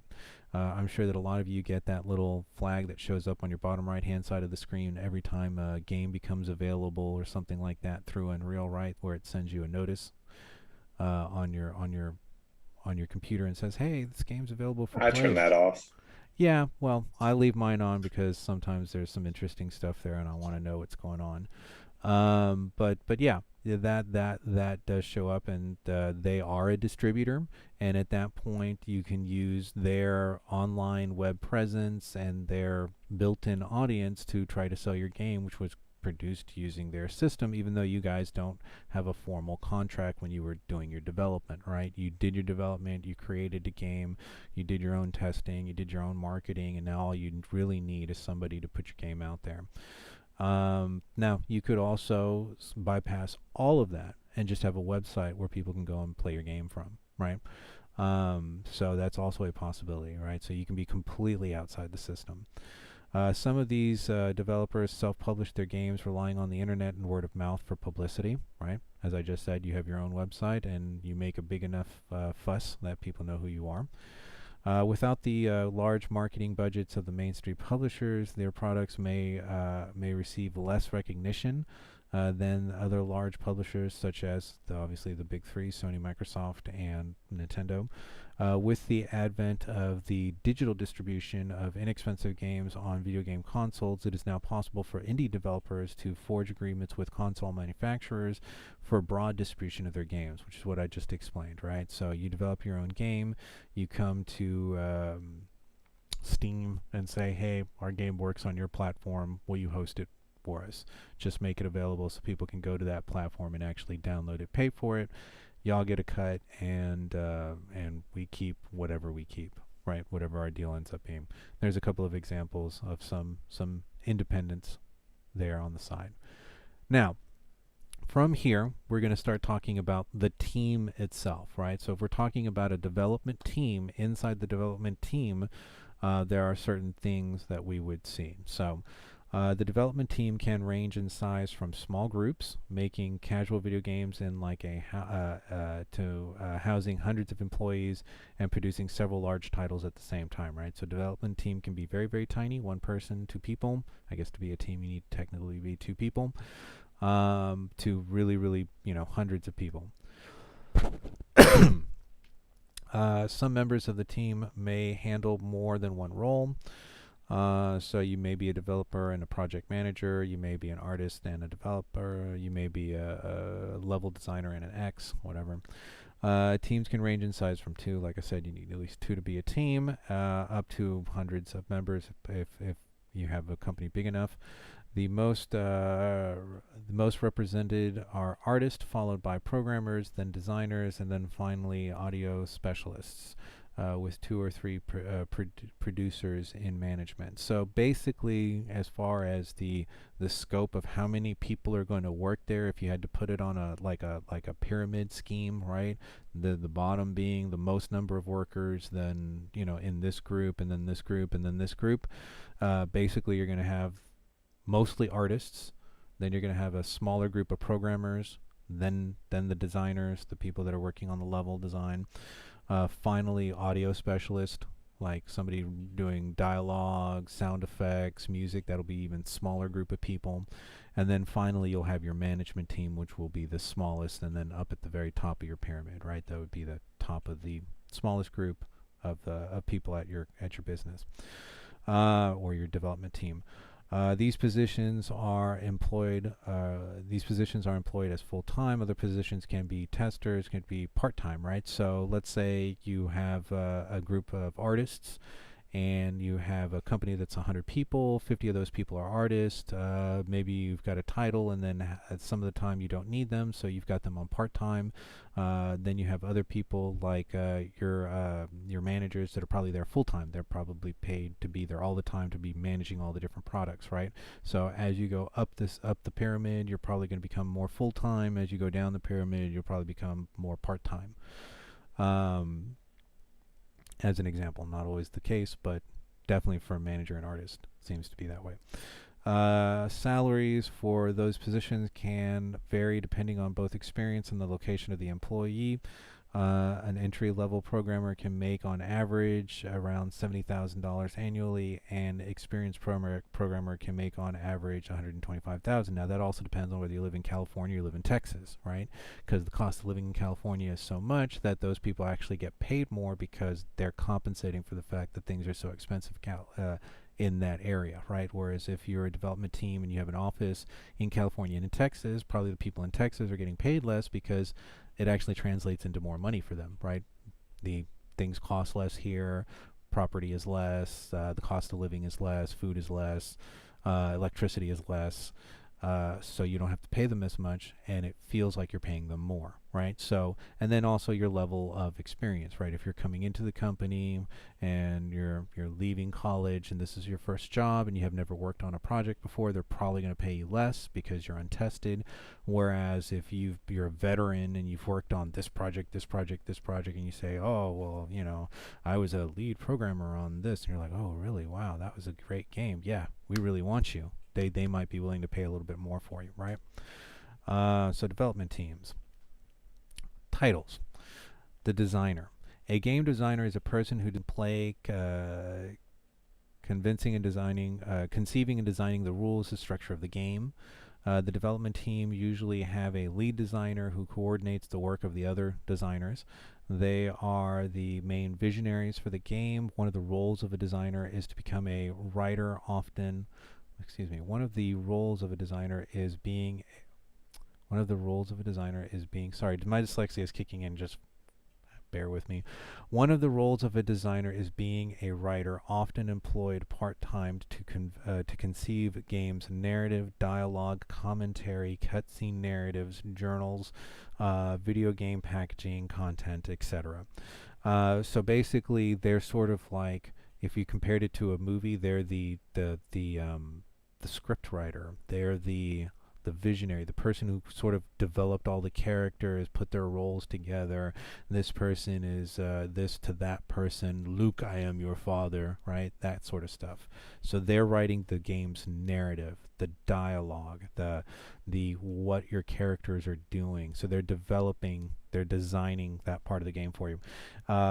In large projects, there are often separate designers for various parts of the game, such as game mechanics, user interface, character dialogue, etc. Right? So there may be smaller groups of designers who are working on different aspects. One might be the programmers, trying to make sure that your melee stuff works. Another group might be working on making sure that it works keyboard and mouse, that it works joystick, that it works on the Kinect, because you've got to deal with, the PlayStation or Nintendo Kinect. I forget who made the Kinect. But anyways, so because you got to do that. And then you have other people that might be working on what the characters are going to look like, making sure that what they designed on paper translates to the digital with the character itself. Okay, I just got that same alert again. All right, so the artist. A game artist is a visual artist who creates video game art. The art production is usually overseen by an art designer or art lead, making sure that the vision is followed. A art designer manages the art team, scheduling, coordination, and development of within the development team. The artist's job may be 2D in orientation or 3D in orientation. So you have some people that specialize in creating 2D art. Let's say your posters, your DVD covers, any images that are going to be on the website that need to be 2D, logos, something like that. 3D artist, and then also a 2D might be stuff inside the game, right? Like maybe there's a picture, or you're using a background, or there's a product in there that you need packaging for, and you need somebody to make it look a certain way, so the artist will create the skin for the packaging, or for they might work on materials and textures. That would be a 2D artist. Now, a 3D artist would be the person who's actually making the mesh. That would be they're sculpting the chair, they're making a ladder, they're creating the shape of the door frame, whatever. Those would be the 3D artists. The characters themselves within the game, 3D artist. So a 2D artist may produce, well, there you go, sprites. So if you're playing a side, like a traditional side scroller, there's a lot of 2D art that goes into that. So the character design actually would be 2D art in that case, which would be your sprites. Textures, environments, backdrops, or terrain images, anything that I just described, right? And then your 3D artists are going to create your meshes, your animations, your 3D environments, and your cinematics. Artists sometimes occupy both roles, right? So most people that are an artist do 2D and 3D stuff if they've been trained that way, which I think is a good thing to do. The more stuff you know, the more likely you're going to be able. It's like being bilingual. If you know one language, great, but if you know two languages, you're probably going to get the job over people that can only speak one language, especially if you're somewhere. Anyways, that's just an example, right? So if you knew 2D art and 3D art, you're probably going to stay there. I can give a personal example where I was working for ADV Films, and I was in their video department, and my job was actually to do quality control. So what they ended up doing was giving me stuff that they had converted the night before into smaller formats so it could go on the web, and I needed to watch the episode to make sure that there were no audio or visual pops. So basically my job was to come in the morning, watch all the stuff that had been converted overnight, and just sit there and watch cartoons, basically anime all day. Sounds like a great job until you get 2 seasons, 48 episodes of Hello Kitty in Spanish. I had to suffer through that for like a week and a half. Hola, Kitty. Dude, oh my God. You have no idea. My nephews grew up on that, and I just hearing, Hola, Kitty, ¿cómo está? ¿Todo bien? Okay, okay. It was just over and over. That was like 2 weeks of my life at ADV Films. I had to walk in there, and I was given the project because I actually know how to speak Spanish. So they were like, if anybody has to go through it, it should be you. So I almost quit my job. But yeah, no, the rest of the time was great. Because I basically got paid to watch cartoons. But anyways, so same thing here, right? So the why did I go off on that tangent? There are usually several lead programmers starting base code. Was that because of up here? Oh yeah, okay. So I was working at ADV Films. Now I got sidetracked. ADV Films, and they were working on a project, and they had just ended up firing one of their video editors. And I knew how to do video editing, but only on one platform. The only platform I knew how to do the video editing on was Final Cut. So I was using Final Cut at school, and I had some training in Adobe Premiere Pro, but I had never touched what they were using was Avid Composer 7. And so I had never been on that platform, and it was very foreign to me. And because of that, and they would have given me the job of doing an editing for something, and then I could have gotten that job. I could have taken that guy's job as hiring in-house instead of having to go outside the company to hire somebody. But I was not comfortable enough on that software, and so I lost the job, or I lost the opportunity to move up in the company. So yeah, anytime you can do more than one thing, you're a much more viable employee. And you can definitely, it's definitely something to do. So if you're into the art and you do exclusively 3D art, learn how to do 2D. If you know 2D, learn how to do 3D. If you're an artist, learn how to program. If you're a programmer, learn how to do the art stuff. And then that way you're definitely more valuable. The programmer. A video game programmer is a software engineer who primarily develops video games or creates software, such as game development tools. So the programmer would be the person who's most responsible for working on the code for the game, right? Which is what the second point there is. There are usually one or several lead programmers who implement the game's starting base code, overview future development, and programming allocations on individual modules. So basically what that means is you're going to have a small team, depending on how big of a company you have. But basically you have somebody that's going to figure out the mechanics on how the game works. Once they've figured it out, they're going to then show the other programmers what they did, and then those programmers are going to implement that code into each one of the levels, right? So you'll maybe have a team leader. They're the most experienced people.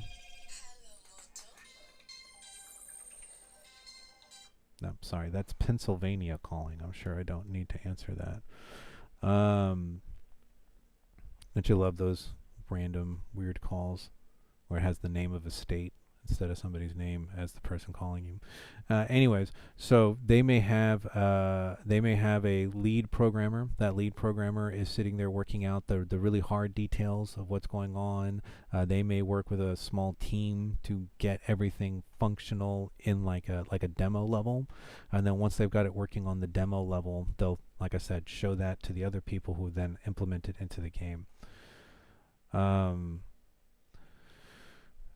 Things that you may be responsible for as a programmer, not all the time, but definitely things as a programmer that you need to think about. So the physics, The programming of a video game engine, including stimulating physics, collisions, object movements. Now, we haven't gotten that into the labs, but that's going to be lab 5. It's going to start working with physics, collisions, and the ability to move objects in the game.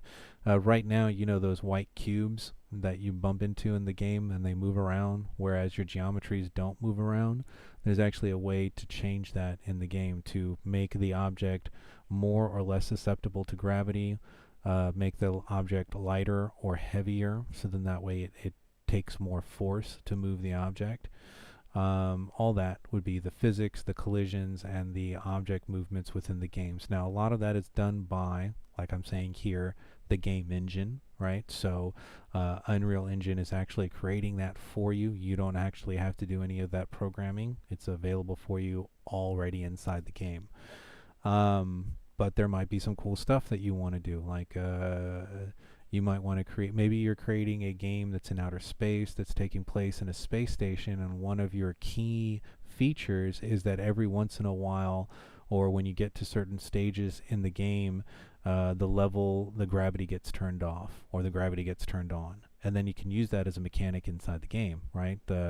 If you can, maybe there's like this big area that you can't cross, but if the gravity was off, you'd be able to like push from one side to the other, and then when you get to the other side, you turn the gravity back on, so then that way you can finish the game.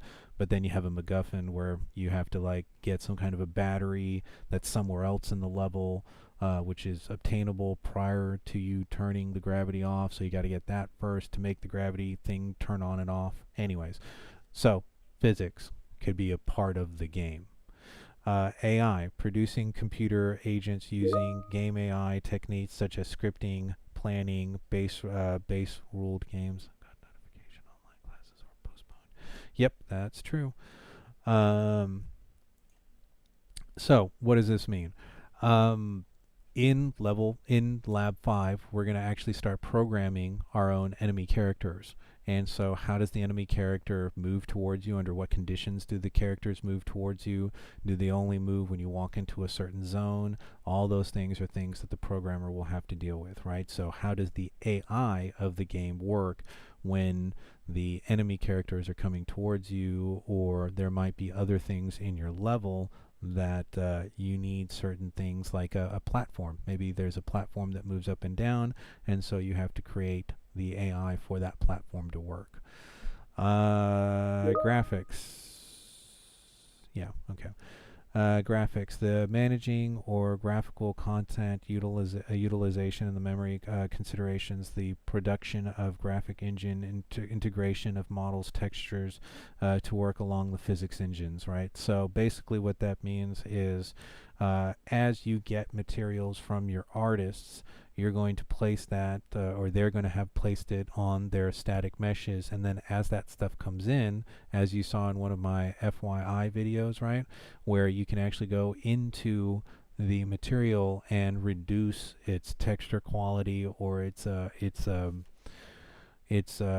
resolution, so then that way it takes up less memory in the game. You're doing that on purpose as a programmer, so then that way you can leave more space or more programming power for other things in the game. So you're dealing with graphics even though you're a programmer. Sound, integration of sound, speech effects, the proper location at times. So there is a way to make a sound like it's far away. There is a way to make a sound like it's closer to the character. If you're in a melee with another character, you don't want to hear the swords hitting like off in the distance. You want them loud and in the middle, right? So you would be programming how the sound works in the game. Gameplay, implementation of various games, rules, features, in general. So basically, let's say the game is a side scroller. Well, your character starts here, then they have to make it through the end of the game, and then at the end of the game they hit a trigger, and that trigger then lets the video game know, hey, he finished or she finished the level, and we now need to move into the next whatever, right? The next level or whatever has been programmed in the game, right? So as a programmer, think Super Nintendo right? Or Super Mario Brothers, right? What would happen? You'd get to the end of the level, there would be a flag. Mario would hit that flagpole. That flagpole was the trigger that would then tell the game, hey, you need to go back to the menu screen, or you need to go back to the level map, or you need to allow them to do something else, or play the animation with the, the fireworks that comes up afterwards after you hit the flag, or the little flag that comes up, and then Mario walks off and then goes into the castle or whatever, right? So all that triggers that, and as a programmer, you're going to be creating those triggers, right? You have to create the gameplay. Scripting, programming, developing, and maintaining of high-level command systems for various in-game tasks such as AI, level editors, triggers. We just explained triggers. AI is that. So scripting means how, when and where certain things happen. How do the AIs work? So, for example, you have a large castle map, right? And maybe inside the castle there's first floor, second floor, but it's part of the same level map. And you have enemy characters on the second floor, and you have them on the first floor. Well, if your character, your first person comes into the first floor, you would assume that the characters on the first floor would react to him, but the people on the second floor may not, because they're in another room. So you're going to script it to where those people, by using zones, will only start moving towards your character once your character is on the second floor, right? So first floor enemy characters in the same level attack you when you're on the first floor. Second enemy characters attack you when you get to the second floor. That's scripting. Because you're using AI, you're using triggers, you're using zones to develop the programming for the game.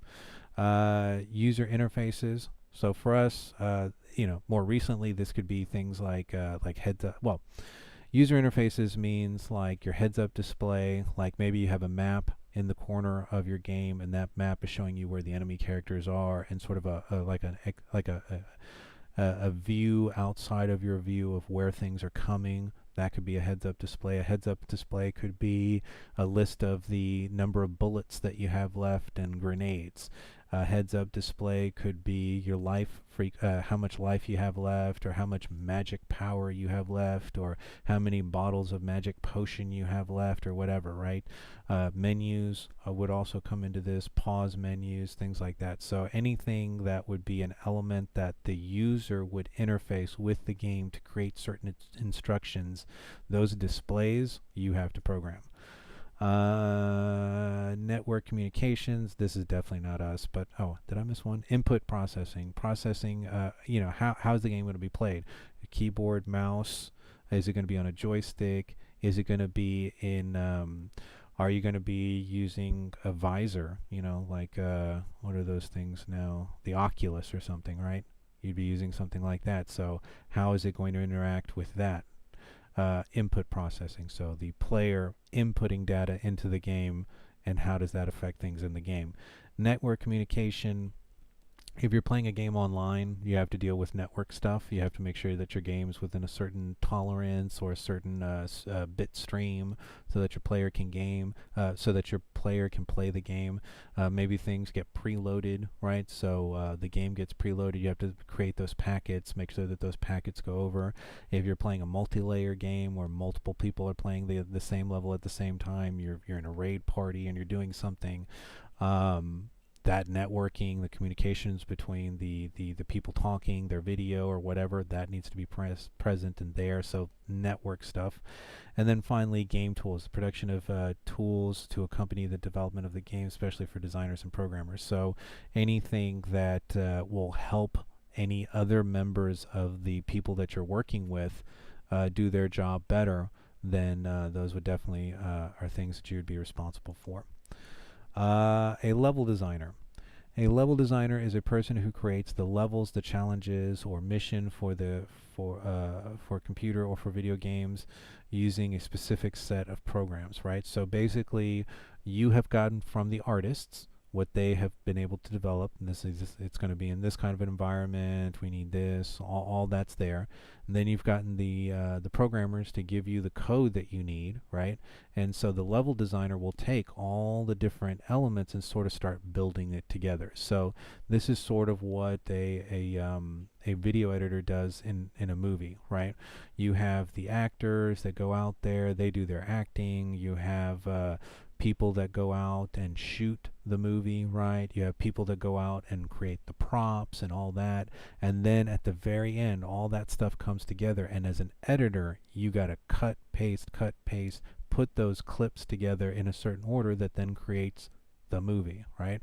So a level designer sort of does that, right? They take all the elements that are coming from all the other different people in the group and then put that together to create the level, the gameplay, how it's actually going to go through.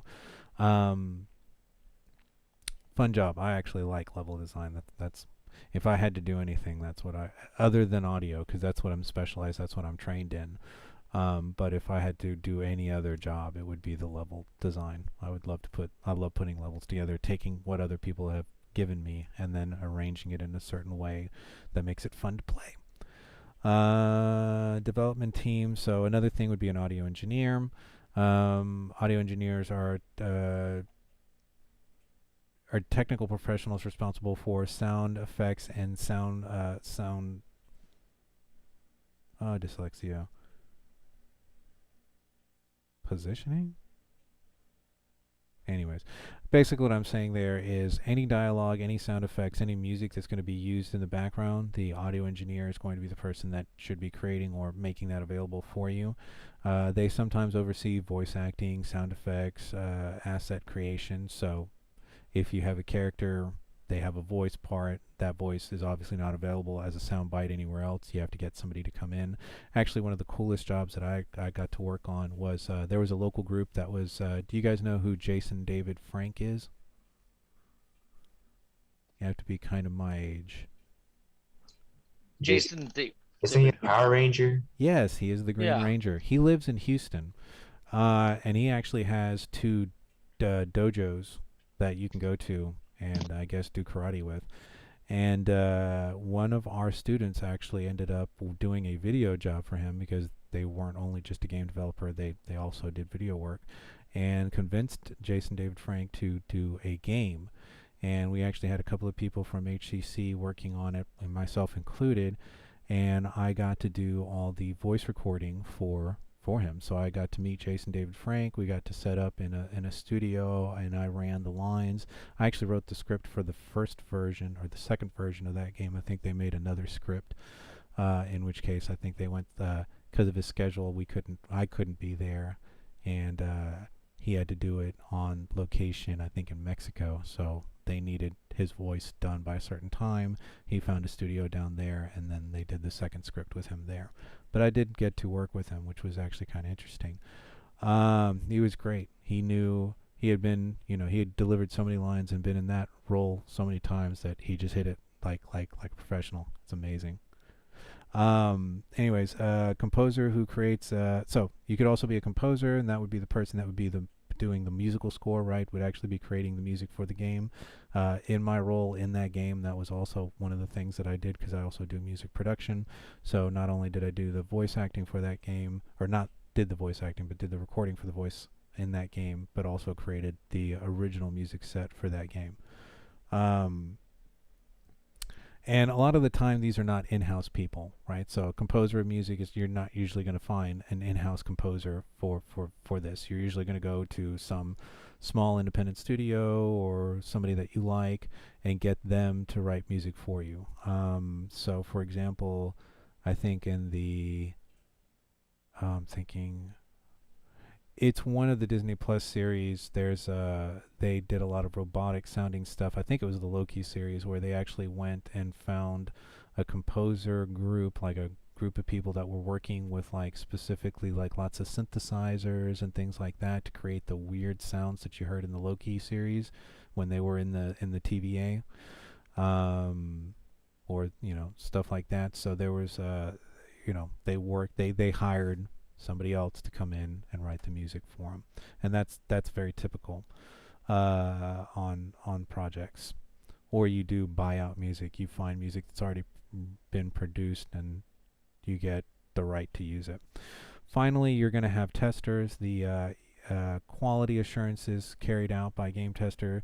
A tester analyzes video games to document software defects as part of the quality control. So basically, you're doing what I did for ADV Films, but you're playing the games and you're trying to break them. That's what you're doing as a tester. You're trying to figure out not just does the game play right and does it all make sense as somebody that's playing the game, but also how can I break the game? Can I fall outside the game area? Can I get to a certain place where my character gets stuck because of collision settings? Are there holes in the walls where my character can go through and enter parts of the level that they weren't meant to get into, right? Can they hop over some of the mountain ranges or find a way to get off out of the level? Or can I find a way to break the game somewhere else by, maybe at a certain point I run out of ammunition, but I'm still shooting, but it has to be in this location, not that location, and why is it doing it here and not there? The tester ensures that the game falls within the proposed design. It both works and is entertaining, right? So not only are they, like I said, trying to play the game as somebody playing the game and having a fun time playing it, but they're also trying to make sure that it works and it doesn't break. Let me see. This involves testing for features, compatibility, localization, etc. So they may test it on different platforms if it's a game that goes on different platforms. Although throughout the process, testing is expensive and often actively utilized only towards the completion of the project. So most of the time you're only going to have testers at the very end, and the reason why it's expensive is because you need many different people playing it, because one tester might think a certain way, another tester might be testing for something else, another tester might be testing for some other aspect of the game. So you may need to check all of those things to get feedback, so then that way in the pre-production phase before you send out your game, you make sure that everything works. Let's see, what time is it? Okay, so it's 1:48. Okay, so we still got time.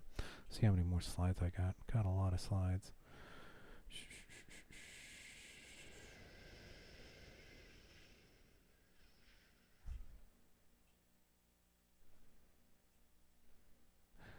And then, yeah, okay, so we'll go ahead and go over this, because this will lead into some of the videos that we're going to be looking at in just a second, which will give Martin a break to go make some coffee. Yay. Pre-production, development team tester. Okay, so this is where we were. So there are different phases when you create a video game. There's the pre-production phase, the production phase, and the post-production phase. The pre-production phase or design phase is planning. This is basically where you just, I hate to say it, shoot the shit and try to figure out if you can make something that's fun, playable, and a lot of this is mostly talking, meetings, figuring out what you need, maybe making a demo level where certain aspects are created to make sure that the thing works. So pre-production, the goal of concept development is to produce clear and easy to understand documentation which describes all tasks, schedules, and estimates for the development team, right? So the pre-production people take the idea and figure out how much it's going to cost, how many people they need to work on the project, basically try to figure out how much money they need and how long it's going to take to create this project. In the film world, we would call this a script breakdown. You have the script tells the story, and then you go page by page, and you go, this page takes care, is in this location has this many actors. How many days do we need that actor here to be able to get through all the pages in the script? How many location changes is that going to be? How many days do we have this location available?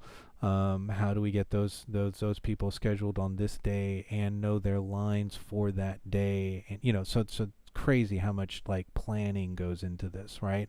And if you screw up your planning, the pre-production phase is the cheapest of all the phases, right? It costs less money to do pre-production, because basically pre-production is a bunch of PowerPoint slides, Word documents, contracts, agreements with people and locations. There's a lot of telephone talking and documenting in pre-production, right? So as far as concerned, that's the cheapest phase, because you're not paying anybody except for the core group of people. Oh, I just lost my keyboard. Okay. Oh, except there. Yeah, I'm back. I lost my keyboard for a second. I think I... Um, Go ahead. You have a question? Yeah, except when there's lack of direction, pre-production can become the most expensive phase. Like in a lot of studios currently, like a direction. Right. Well, the idea is that in pre-production you have the least amount of people that are working on the project. Most of those people are the big people, meaning that they're going to be the heads of the different teams, things like that.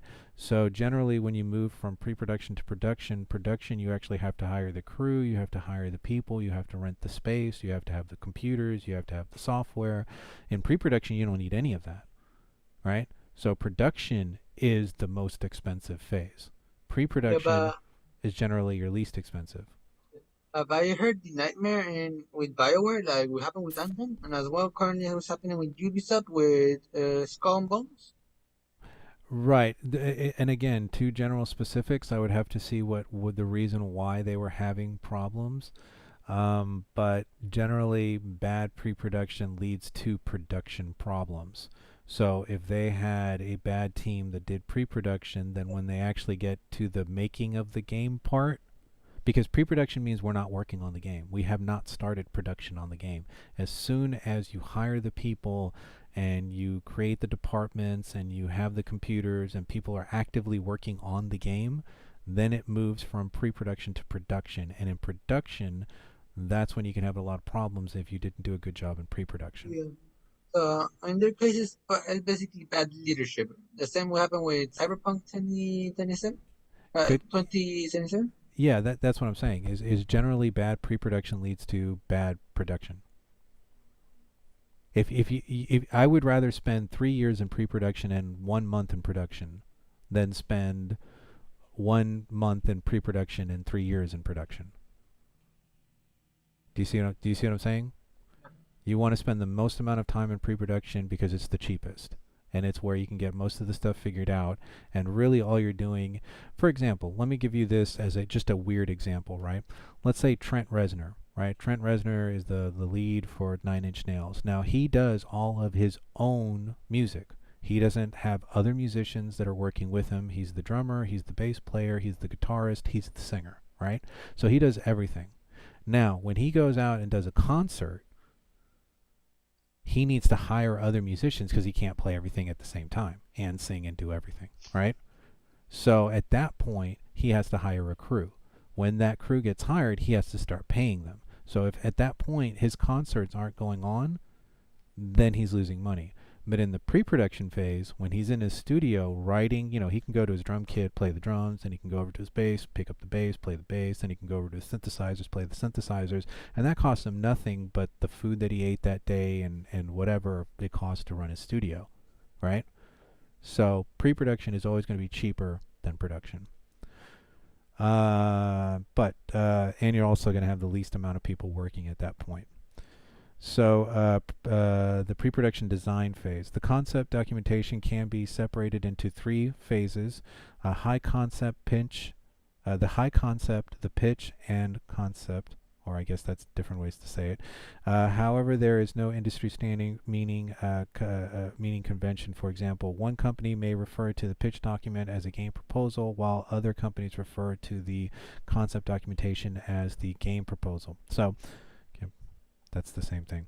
So basically what I'm saying here is the outcome of the pre-production phase is the document that we're actually going to be working for, right? So remember I said that you're going to have to create a Word document that is 8 to 10 pages long describing your game, right? So all that is the pre-production stuff, because basically what you're doing is you're writing your script. You're basically saying, this is what the game is going to be, this is what we need, this is how many people are going to be needed for each one of these departments, and this is what they're going to be working on while they're here.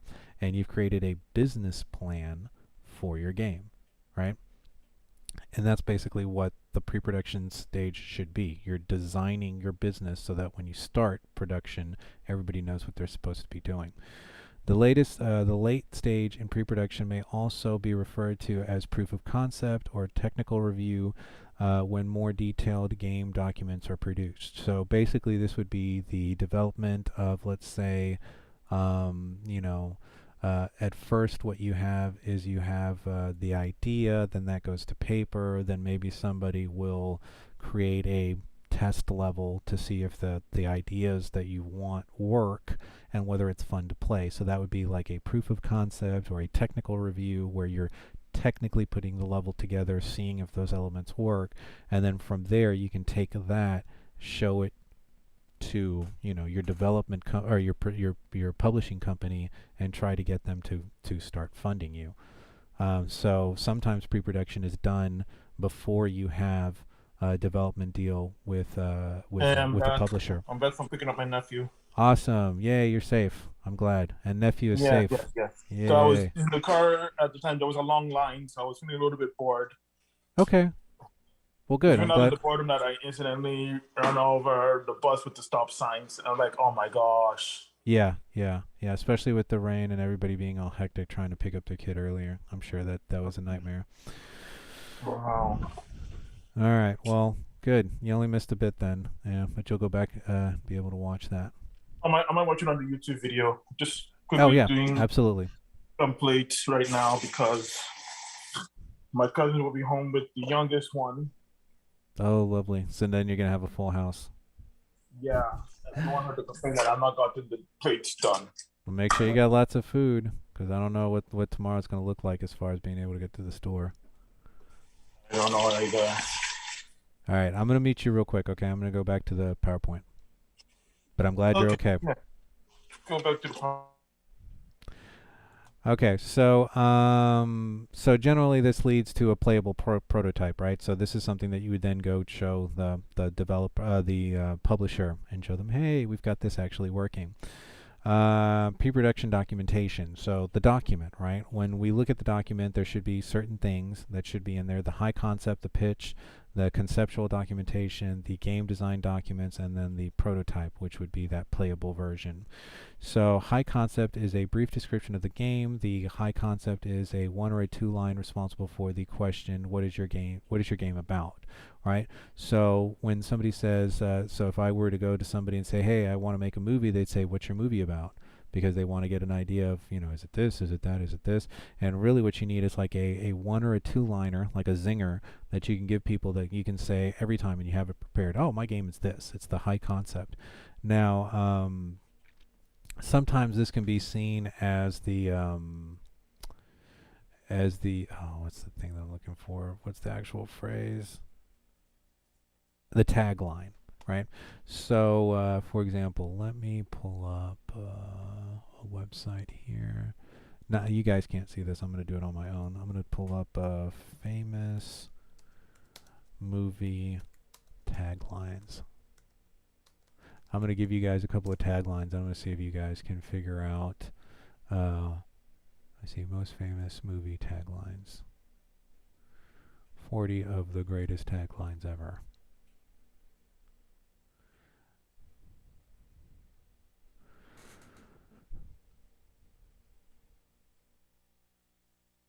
Okay, so here's a tagline. One man struggled to take it easy. Does anybody know what movie that is? Ferris Bueller's Day Off. Oh. Okay. Let me see. What's this one say?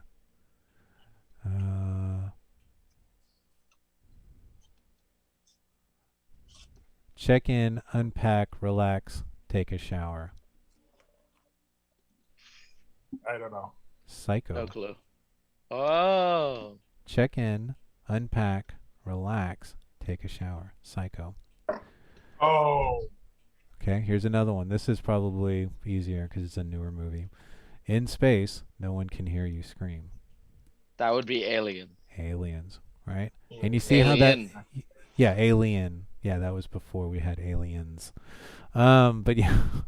But yeah, that tagline tells you everything you need. It's in space. It's a horror movie, and it's probably thriller because it's going to make you jump out of your seat and scream, right? So you know that there's a monster, and they did it with very few words. Xenomorphs. Yeah, darn xenomorphs. I like Alien vs Predator the most. Let's see, where's another one that's... Let's see... Oh, this one's terrible. The longer you wait, the harder it gets. Hmm. Please I don't, don't know that one. please don't tell me that's American Pie. No, it's close. It's the 40-year-old version. Oh, Oh. yeah. I was to say faster. No, it could be faster. Here's another one. Faster You is just don't... as slow. Vengeance is. Let's see. Trying to find some good ones. Oh, love is a force of nature. Oh. Oh, I tried to remember that one. No, Broke, it cannot be enough. Brokeback Mountain. Ah. I thought it was enough. Oh, that's Jennifer terrible. Lopez. That's terrible. Let's see. Trying to find something. Let me see. Let me see. Fear can hold you prisoner. Hope can set you free. Split. Shawshank Redemption. Oh. Ah. I always thought the tagline was that the longest was road good. to freedom was 500 yards. And That there was the may commercial be, I remember. and there may be different versions for some of the different movies that came out. Mhm. Let me see. And there may be multiple taglines, but generally, okay. Just when you thought it was safe to go back in the water. Jaws. Yes. That's a good one. Let's see. Be afraid. Be very afraid. Cape Fear. Nope. The Fly. Oh. Fly. Oh. The Fly. Help me. Help me. He's out to prove he's got nothing to prove. No clue. Napoleon Dynamite. Oh. Oh. Love Never Dies. Dracula. Yes. That's a good one. If Nancy doesn't wake up screaming, she won't wake up at all. Nightmare on Elm Street. There you go. So you see how taglines are very important, right? They sort of set the mood for and that's what a good tagline should do. And that's what I mean by high concept, those taglines. So if you want, you could actually go look up a couple of video games, see what's on the box, what's on the printing, and see if they have any of these kind of taglines on their websites, on their video games, anything that is like a phrase. I got a good one. What's that? Defend or front. Have no idea. Call of Duty Vanguard. There you go. So high concept, right? Okay, so from there we go on to the pitch. So a pitch is a verbal short summary intended to present the game's selling points and detail why the game would be profitable to the developer. Because remember, those are the two things that the developer is most important, concerned with is can I make money off the game, and what are the selling points? Because they're thinking money. A pitch is a convincing verbal and sometimes visual presentation of an idea for a video game generally made by a game developer to a large company in hopes of attracting a development finance to pay for production, right? So in your pre-production phase, what you're doing is you're creating a pitch. That pitch is usually a developer going to a publisher and going, we want money. The presentation of the project is often given by the game designers, right? So the game designers, the people who have taken all the little pieces and put them together to try to create that that level. It's often given by them. So in this case, that's why I was giving you guys each your own little role, right? So then that way this person would be most responsible for the game art, this person would be the most responsible for the programming, and when you guys came in, you would be quote unquote the heads of that department, right, inside of your company. And those would be the people that would be there at the pitch meeting with the publisher. The presentation of the project is often given by the game design. Okay, I just read that. If the developer acts as its own publisher or both companies are subsidiaries of the company, then the upper management needs to be given approval. So basically what this means is if you work for Nintendo, you're a developer, and you have this great idea for what the next Mario should be, you're going to put a little presentation together, and then you're going to go up the ladder in your company to whoever it is, whatever department it is, give them the presentation of your game and see if they like your ideas. So the equivalent of this that I think would be like you work for no, let's just leave it at that.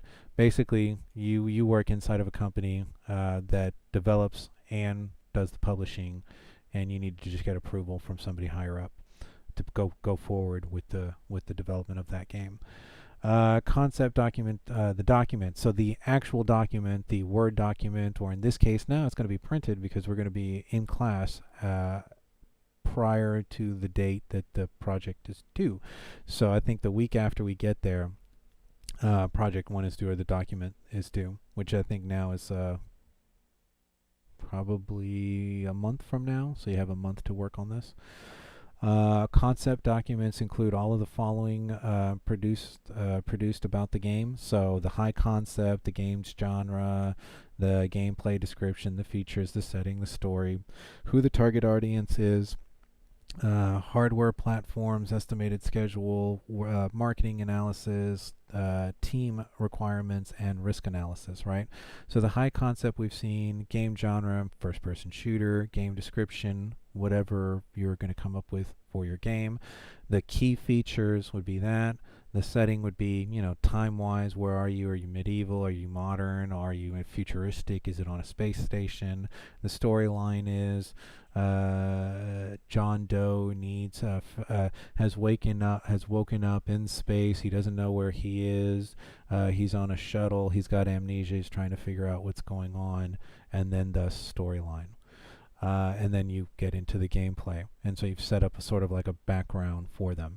The target audience, who would like the game I just described, anybody in the horror genre or the space genre, especially if I start throwing mutant monsters or something like, let's say the spaceship got hit by a meteorite, he was in stasis, he woke up, but the computer forgot to put his memory back in, so he now has to work with the ship's computer, dodging enemy characters or aliens that were on this thing. Maybe they were microbes and they've gotten into some of the other crew members, and now you have like an aliens thing happening, right? But they're zombies instead of popping little creatures out of them. Whatever. That's your story. Then from there, target audience. Who is going to like it, right? Scary people that like space stuff, maybe Star Wars people, Star Trek people. You start thinking about, your different target audiences. And that could be, again, male, female, age group, demographic, regional, whatever. Hardware platforms for us, in this case, it's going to be computer only, but this could be mobile platforms or different, your Sony, your Xbox, or whatever. All that would be in your documentation. Estimated schedule. That is actually already in our syllabus, right? When we look at our syllabus, we see these certain deadlines that we have put into the schedule, so we kind of see that already. From there, marketing analysis. Now this, for us, is going to be that SWOT analysis and the competitive analysis, which I also have lengthy PowerPoint tutorials on, so we'll get to that, if not today, next time. Team requirements, which would be, what is each one of your team members doing? What are they responsible for? I'm hiding back upstairs now for the class. Okay. Fantastic. Mm-hmm. All right. Good deal. All right. And all right. So your team's requirements, what each person's doing, and then the risk analysis would actually come from that SWOT, right? So the strengths, weaknesses, opportunities, and threats.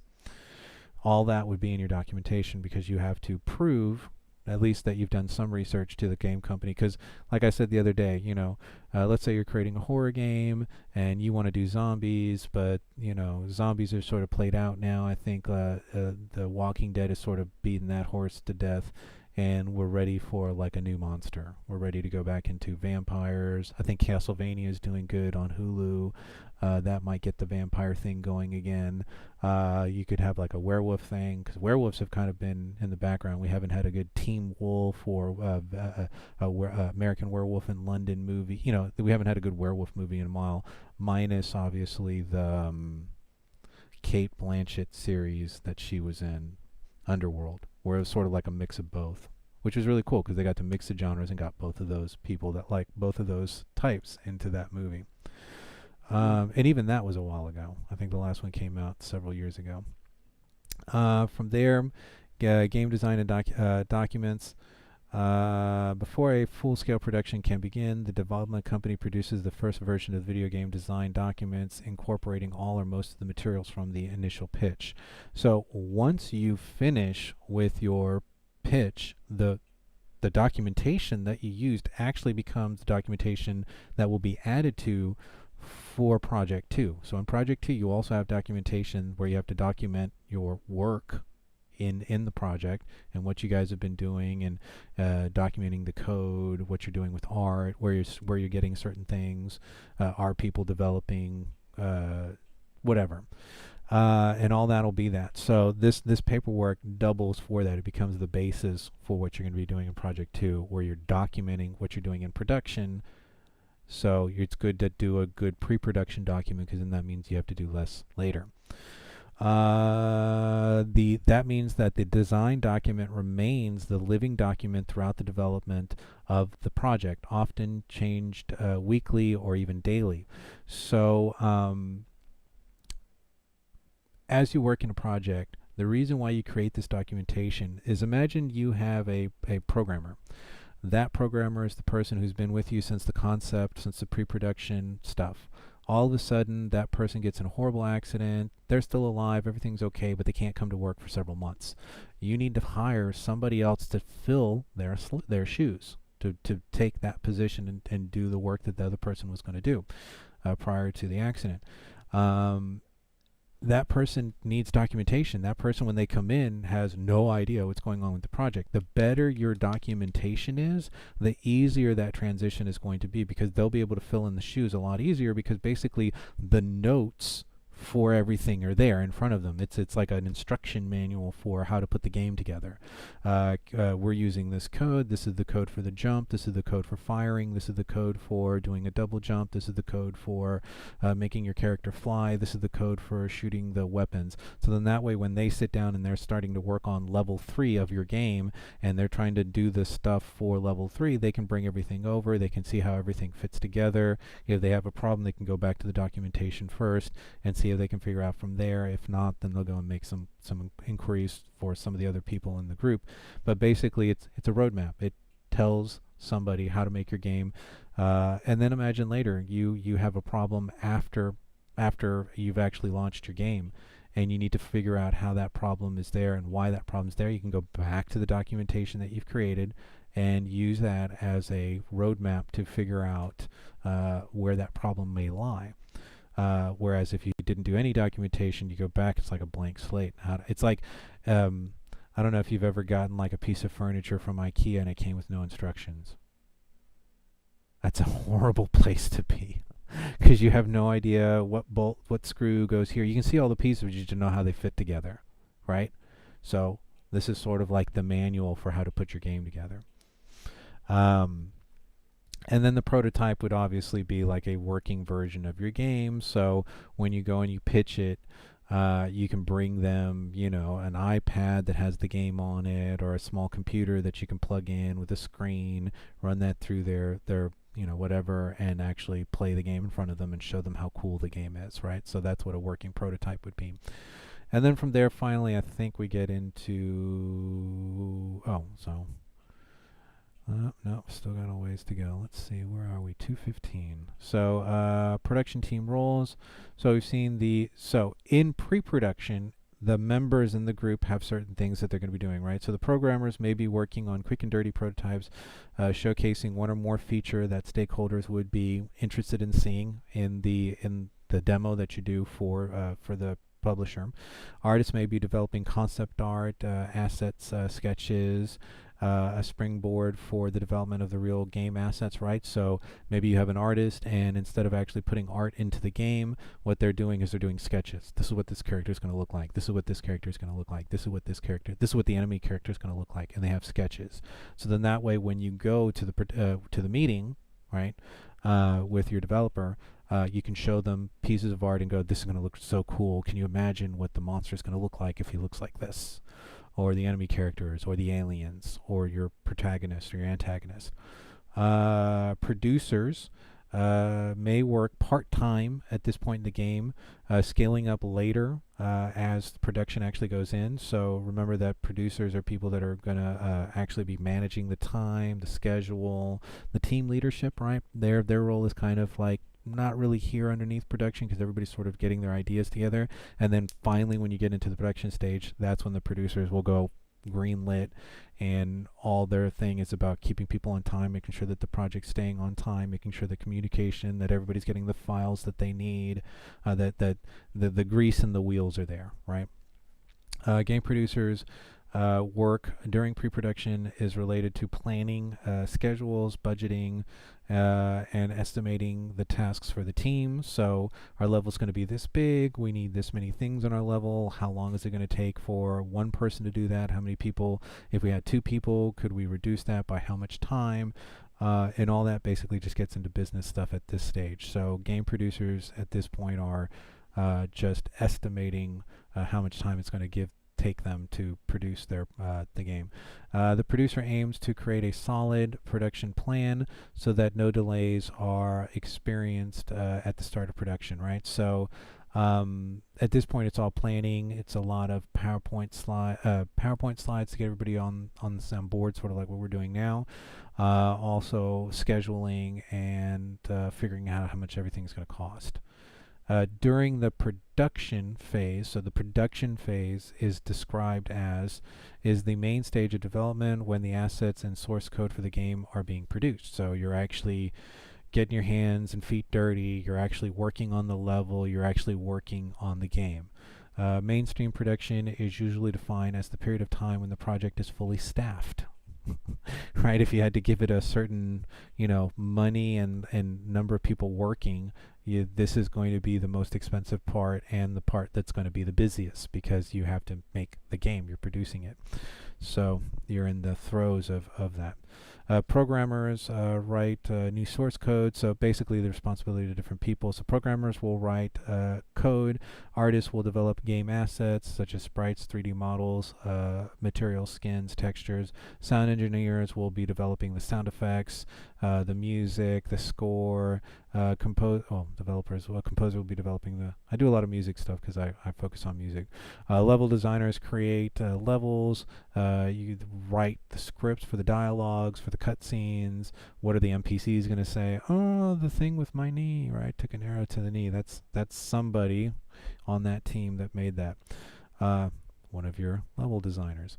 Game designers continue to develop the game, making sure that all the elements are there. So production milestones. So this is where we sort of get into the money part of it, right? So now the development company is paying, is giving you that upfront money that you're going to use to pay your people, right, or your team. So at this point, this is where milestones start coming in. So commercial gaming development projects may be required to meet milestones by the publisher, the people that are giving you the money. Milestones mark major events during game development and are used to track the game's progress, right? So are we on time? Do you have certain things finished at certain times? Project milestones depend on the developer's schedule. So, you may have a long schedule, you may have a short schedule. Maybe there is a release of a movie, and the video game that corresponds with that movie needs to be out at the same time that the movie is available, so people can leave the movie theater and go, I want to go play the video game. Let me go see if there's a video game for this. And it has to be available then, so you have a hard deadline. So it depends. Depends on what project you're on. Milestones are usually based on multiple short descriptions for functionality. Examples may be player roaming around the game environment, or physics working, collision vehicles, etc. So how do we create those milestones? You need to have the environment set up. You need to have the house, the staircase, the castle. Everything needs to be done by this. So I might have a workable version by this date. Then we might have another version where we have to get all the melee stuff for the character done, right? And then we might have another version where we have to another deadline where we have to get the HUDs up, right? The heads up display, the life bar, the enemy's life bar. How many times can they be hit before they die? Make sure all that stuff's working. So all those may be things that can be used as deadlines, as milestones. The milestones are usually how the developer gets paid, sometimes as an advance against the royalties, right? So what that means is the developer or the production company figures that with your game, with the market that's out there, they can make $1 million. So they're expecting $1 million in profit when you finish. And what you're doing is you're borrowing against your half of that $1 million. So like, let's say with the developer or with the publisher, I have a 50-50 deal. They take 50 of the profit and I take the other 50. Well, what they're doing is they're fronting me my half of that $1 million up front. So then that way I can produce the product that then they are going to sell and make the $1 million off of, right? So advances on royalties are important, and they get stuck to the milestones because the publisher doesn't want to spend any more money on a failed project that they don't have to. These milestones are listed anywhere from, they could be 3 to 20 to 50, depends on the publisher and the developer. The milestone, so there's no set number.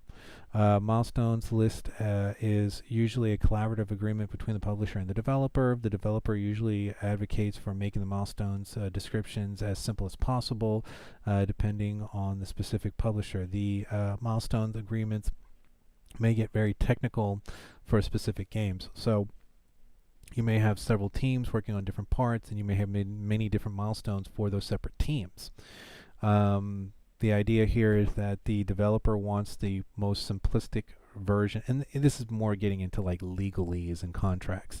But if I do this, then you do that. If I do this, then you do that. And if it's, we always say whoever writes the contracts wins. So generally that's going to be not the developer, but the publisher, because the publisher probably has a legal team with them, where the developer may not. When working with good publishers, the spirit of the law is usually adhered to regarding milestone completion. In other words, if 90% of what you needed to be done is done, then they'll go ahead and front you the money knowing that you're going to complete the other 10 by the time the next milestone comes around. So maybe you didn't do everything, you've got 4 different levels and you're finished with 3.5 of the levels, and you're just working on the last piece. They're going to look at that and go, well, you're mostly there. So that's what they mean by the spirit of the law is, they could be real douchebags, I guess that'd be a good word, and say, well, you didn't finish this and so blah, blah, blah, but they want you to finish. They don't want you to get upset with them. So if you're mostly there, then that's good. There is no industry standard for defining milestones, so this could vary widely. It could be all over the place. What is a milestone between the developer and the publisher? A couple of things that we might look at for milestones would be like a first playable version. So this would be like a pre-alpha stage. Basically, most of the environments there, most of the the materials that you need is there, and you can actually start the character and walk them through the environment and mostly play the game, but not all the elements have to be there. Maybe a door is missing, somebody needs to program in the door. There's a key that you're supposed to get to, but that part of the game hasn't been done, so they've just left the door open so you can walk through and get to the next part, right? So that's what a first playable what might be. Not everything's there, but mostly you can walk through the level. From there, an alpha would be when the game it's like 100% done, and you're getting to the point where just you've already got everything worked out. You're just literally just finishing building, right? So an alpha walkthrough would be almost 90% of the functionality of the stuff is there. Your melee stuff is there. Your first-person shooter stuff is there. Your triggers to get from one level to another level is there. Maybe you're just missing one or two characters. Maybe you're missing. Maybe somebody needs to go through and do some lighting for the scene. The game's basically there. You're just finishing stuff up aesthetically or things like that.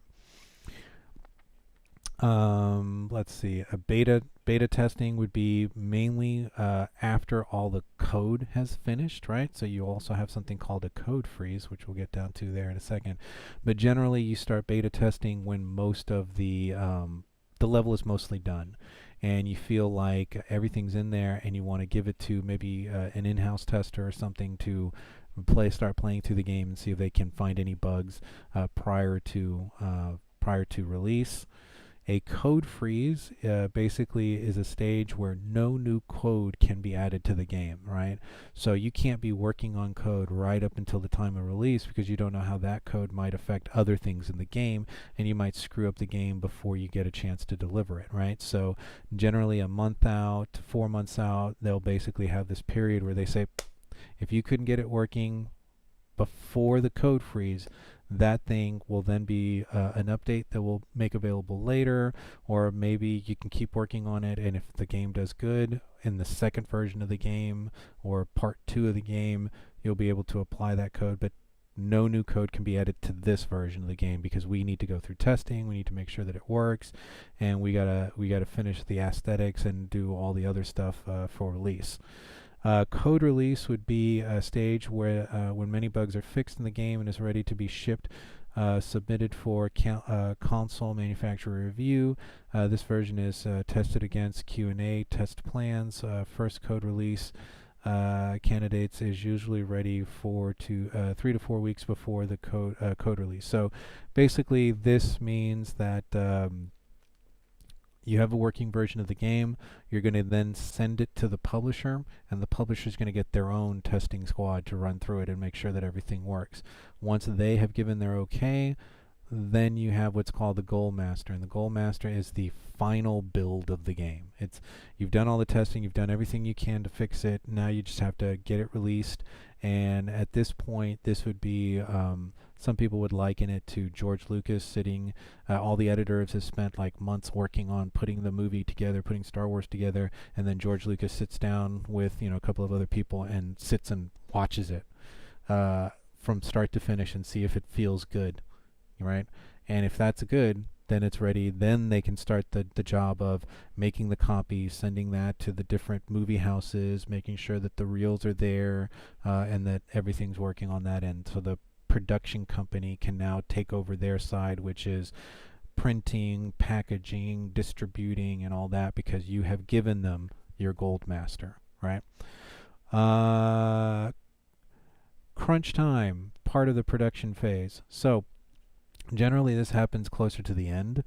Crunch time happens on all projects. You have so much time to work on your project, and then deadlines get delayed, something happens, and then finally you end up with like 2 weeks, a week, a day, and generally it happens in the last month of a project, where you start drinking more caffeine, you start sleeping less, you start and we should experience this actually in this class. You'll have a crunch time experience where you'll be like, oh crap, we only have a week left before the semester's over, which would be the hard production deadline, right?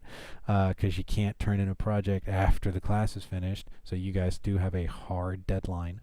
And to get used to that, and to get used to this crazy time where people don't really get a lot of sleep, and you're trying to do as much work as possible because you only have so many hours left on the project. Post-production, in our last slide, thank you. It only took 2.5 hours of class to get through this one. This is probably the longest but I want you guys to get a full sense of the whole production cycle, the different roles, what people are doing, and such on, as far as how it would be when you guys get out into the real world. So post-production, after the game goes gold and ships, some developers will give team members comp time, perhaps a week or two, to just, take it easy for a while. and then maintenance starts. Because what will end up happening is you'll have 1 or 2 weeks where the game gets out, people start playing it, and then all of a sudden they start running into problems that you had not anticipated or did not get a chance to experience yourself in your own testing. Because now it's out in the real world. Now it's on everybody's computer with whatever graphics card they're using, with whatever memory, with whatever this, whatever that, and all of a sudden now the problems begin, right? So post-production for a video game, for us, would be after the game releases. And basically you now start dealing with issues. You start dealing with updates. So, a lot of us have played video games that they'll do an update for. And that update is meant to fix certain problems that were encountered in the gameplay, in this, in that, and that basically patches are then provided and created, and then you upload the patch, and that should then fix whatever the problem is post-production. You want to have as little of that as possible because you want people to have a really good time playing your game and not really run into problems that makes them not want to play your game. So post-production should can take years after your game has been put out, depending on the popularity of your game, whether people are still playing it, and how long updates are available for that game. That would be the post-production crew. Okay, so made it. I am actually now going to let's go back to home, and that was just the very first. But I like giving that one first because that sort of gives you the general concept thing. What I'm going to do now is I'm going to go to So You Want to Be a Developer. All right, so let's go ahead and click on that. Let's bring that volume down. Okay, so I'll full screen this here in a second. I'll take my little cat out. Or no, maybe I'll leave the cat in. But the good thing now is that I can actually hear this and talk to you guys at the same time, which is fantastic with the setup that I have this year. So I might stop the video a couple of times to make some interesting points. I think these people do a very good job of giving you sort of like in this case, it would be like a 7-minute spin on what it is to be a developer, right? So somebody else giving you some information, and we'll give Martin's vocal cords a moment to rest here. But we'll watch this. If there are any really good points, I'll pause the video. But for those that want to be a developer, this is sort of it right here.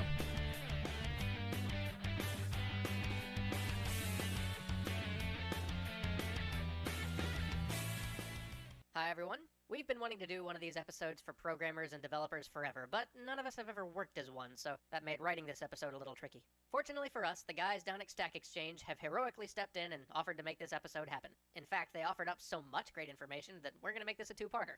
For those of you who've never heard of them, Stack Exchange is a great resource for developers. Pretty much everyone I know goes there when they have questions, so especially if you're starting out, put it on your list of places to visit. Alright, onward. Programmers, or as many of them prefer to be called, developers. What do they actually do? Most people have a vague image of a guy sitting in a basement in front of a computer, typing arcane commands into a terminal and chugging Mountain Dew. Of course, there's much more to it than that. So what does it mean to be a developer? Like most jobs, developing software takes on a lot of different forms, but the heart of it comes down to problem solving. Designing a new system architecture, implementing a feature, finding and fixing bugs, all of these come down to analyzing a problem, breaking it down into its essential pieces, and coming up with a solution. As a developer on a team, you can pretty much consider yourself chief problem solver. So what does that kind of problem solving look like? David here had a pretty helpful anecdote. The third class he took in his computer science program was designed to introduce students to real-world software development, and he thought that sounded great. No, this guy just talks that fast. People have. So he was a bit surprised when they got their big group assignment that counted for most of their grade. He and his partner were told to build an M&M sorting robotic arm using Legos, a pair of servo motors, and a webcam. This was very different from other classes he'd taken up to that point. Those were pretty straightforward. Here's a loop. Now go write a bunch of stuff using loops. This class was asking him to do things they had no idea how to do. There was no chapter in the textbook on sorting M&Ms. There was no website they could go to with a tutorial on how to build a robotic arm out of servos and Legos. At least, there wasn't then. There probably is now. They just had to figure it out. Now, one way to look at this would be to say that he spent 4 weeks learning some truly useless skills. And since that class, he's never worked with servo motors, webcams, pathfinding algorithms, or M&Ms. But in reality, this turned out to be exactly what real-world development's like. The next summer, he got an internship at a real software company. And the first day he showed up, he was given an assignment working with technologies he'd never heard of, solving problems that nobody at the company had solved before. real development is about solving problems. Whether you're a game developer working on a physics system, a web developer working on a user interface, or a quantitative finance developer working on a new financial model, it all comes down to breaking down the problem and finding a solution. So if that's what being a developer is, what makes someone really great at this? First, a great developer is someone who is exceptionally good at analytical and abstract thinking. You need to be able to take a system apart, analyze each piece, and figure out how it all fits together. If you're the kind of person who even thinks about being a developer, you've probably done this from an early age. Growing up, David here would spend hours in his best friend's garage taking things apart. Computers, vacuum cleaners, TVs, whatever they could get their hands on. So, if analytical thinking is at the core of being a developer, how do you get better at it? Simple. By finding ways to feed the analytical side of your brain. Study math, science, logic, proofs, even puzzles. Anything that emphasizes understanding and applying concepts, rather than just memorizing facts and figures. Dive into existing systems and figure out how they work. Ask yourself what problems the designers were trying to solve here, and why they solved it the way they did. Take things apart and put them back together, literally and metaphorically. Analyze the games you play and the software you use to figure out what makes them work, why the designers did it the way they did, how they could have done it better. All of these things will build up your analytical thinking and make you a better developer. And this touches on the second most important trait of a developer. Every developer has to solve problems, but what separates good ones from great ones is their ability to solve them quickly and elegantly. And often what makes the difference there is having a wide body of tools and experience to draw from. Think of it this way. I'm pretty sure that if you gave me the tools, I could make something resembling a treehouse. Now, give those same tools to a real carpenter, and he would do it much faster, and end up with something much less likely to kill you. The difference between me and the professional is that the professional knows what tools to use for each job, specific techniques for solving problems he's seen before, and a whole lot more about what needs to be done. The same applies to programming. What separates the experts from the novices is a wide knowledge of what tools and techniques exist, and a deep knowledge of when and how to apply them. So how do you get better at this? By being an explorer. Computer programming may have been around a while, but it's still very much in its infancy. So new techniques and approaches are being developed all the time. If you want to be a great developer, you need to stay on top of these changes. When new languages, frameworks, techniques, or methodologies surface, explore them and see what they can teach you. Don't just read about them. Get your hands dirty and write some code. You may find a new tool that'll be perfect for a job someday, or a new library that does exactly what you need, a language that's tailor-made for particular problems, or you may just learn a new approach to solving problems. The goal is to accumulate as many tools on your tool belt as possible, so that when the time comes, you'll know exactly what to use. Unfortunately, exploration's generally discouraged in the workplace, often for good reason. Your boss doesn't want you to be constantly trying out the latest technique or language on a critical production system. So most of your exploration will happen on side projects outside of work. And that's just part of being a good developer. The best developers are constantly writing code and exploring new tools and techniques in and out of work. Of course, exploration also means learning from other people. Everybody approaches problems differently, so looking at how other people solve problems is essential to widening your perspective and learning to be a better developer. There are a few different ways to do this. First, read other people's code. There's a wealth of sample and open source code available on the internet, so don't be afraid to take an existing project apart and see how it works. You'll learn how they structured the project, how they solved particular problems, and probably what they could have done better. Second, find smart developers to work with. If you're a student, try to get an internship at a company where you'll be writing production code. Find an open source project that interests you and start submitting fixes and suggestions. When you're on a team, seek out the more experienced developers. Look at their code and ask them to critique yours. Finally, get involved in the broader community. There are a dozen places to do this online. Hacker News, GitHub, IRC, even good old Slashdot, or Stack Overflow. Better yet, get involved in open source and give back to the community. If you're in a major city, find a local developer group to meet up with. All of these will help you to explore the wide world of programming. They'll teach you new ideas, new techniques, and new ways to solve problems. Well, that's it for part 1. Next week, we'll be back to talk about the importance of communication, as well as many other skills a developer needs. See you then. Okay, 1, 2. So I'm going to just go ahead and pause that, jump right into the second one. These videos are available to watch back later. Somebody had mentioned that it seemed like it was fast. I actually tried to slow it down to 75 speed, and then it sounded like their voice was dragging. So we're going to leave it at the 100, or the regular speed. But let me jump to that second video, because I think what they do is they fit a lot of information into a small package, and it sort of gives you like a bird's eye view of everything. Volume. Sorry.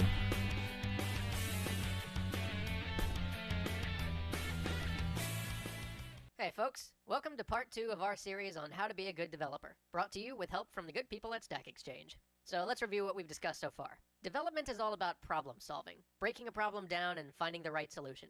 To do that, you need to be a great analytical thinker and a professional tinkerer who can take apart any digital system, understand how it works, and put it all back together. The best problem solvers are explorers who are constantly learning new tools and techniques on their own and from other developers. Today, I want to start by talking about the third primary skill of an effective developer, communication. Because if you're going to be working with other people, and you are, at some point you're going to have to talk to them. Most developers don't really like this. They like to imagine themselves as the lone wolf hacker, tearing through code into the wee hours of the morning, free of stupid time sinks like meetings. But the reality is that real development almost always happens in the context of a team, because there's a limit to what one developer can do. A well-coordinated team can tackle bigger problems, play to each person's strengths, and solve problems faster and better than if any of them had done it alone. One developer who's bad at communicating can wreck all of that. When people aren't talking to each other, the various pieces don't line up. The wrong problems get solved, assumptions are made, bugs creep in, and projects run late. This is just as true for working with non-programmers as with fellow developers. Somewhere on your team there will be a manager or an artist or a marketing person who is vital to getting the project finished and out to the end users. If you aren't communicating with them, they can't do their jobs and the product will suffer. So how do you get better at communication? First, treat it like any other problem and examine the tools at your disposal. Meetings, phone calls, Skype, chat, email, passive-aggressive check-in comments. These are all ways to stay coordinated with the rest of the team, so don't neglect them. But you don't want to treat it just like any other problem because now you're dealing with people. That means listening to their ideas, giving the benefit of the doubt, not assuming your way is always the right way. This is especially true when working with non-programmers, since your tendency will always be to assume that the programmer mindset's right and the artist is just insane. Take a deep breath, listen to what they're saying again, assume until proven otherwise that they're just as good at their job as you are at yours. A team that communicates well will always get better results than a team who doesn't. So at this point, we've pretty much covered what it means to be a good developer. Of course, there's much more to it than just the big picture stuff. Here are some more specific tips and skills you should pick up as a developer. Number 1, math, at least through algebra and geometry. You don't have to be great at math to be a programmer, but you will need to use it. Most developers won't do a lot of advanced math, but you'll definitely use algebra, trigonometry, geometry, and basic probability in the course of your career. If you're going into game development or finance, higher math is even more important. Number 2, estimation.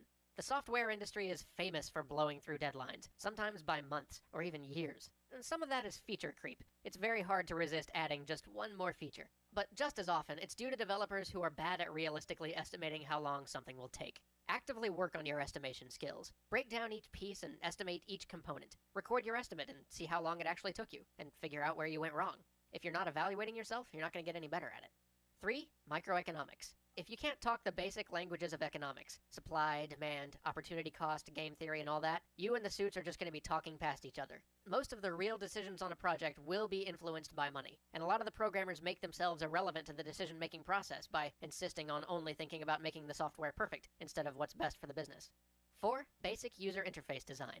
It's basically unavoidable. At some point in your career, you're going to have to make something that an actual person will use, and most bad interfaces come from programmers. Understand common UI metaphors and when to use them. Accordions, modal dialogues, buttons, icons, tabs, folders, all of that.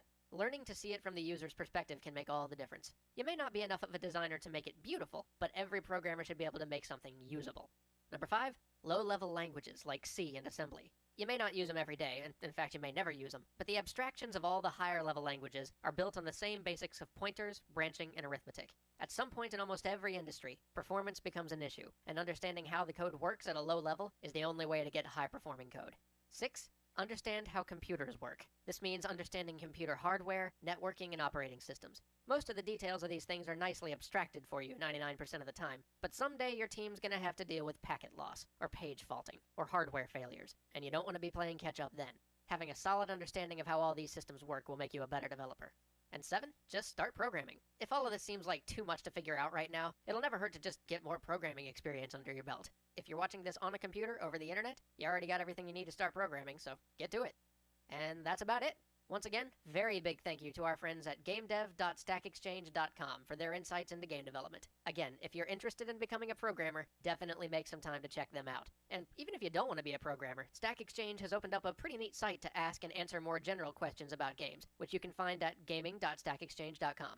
Thanks again, fellas. I think you may have helped at least a few people better understand how to pursue this career. We'll be back next week to kick off another multi-part series. See you then.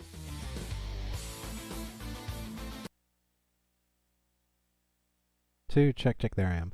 Okay, so basically what they ran through was what you're going to be doing as one of the programmers, right? So you're problem solving, you're trying to make the thing work, And then they gave a lot of pitfalls that programmers sometimes fall into, like not being very social, wanting it to be all about the code and not understanding. I think one of the great points were, most of the time everything goes back to money, right? Because you're in a business. And the idea is to make money off your games, and that way you can live so you don't have to work doing something else.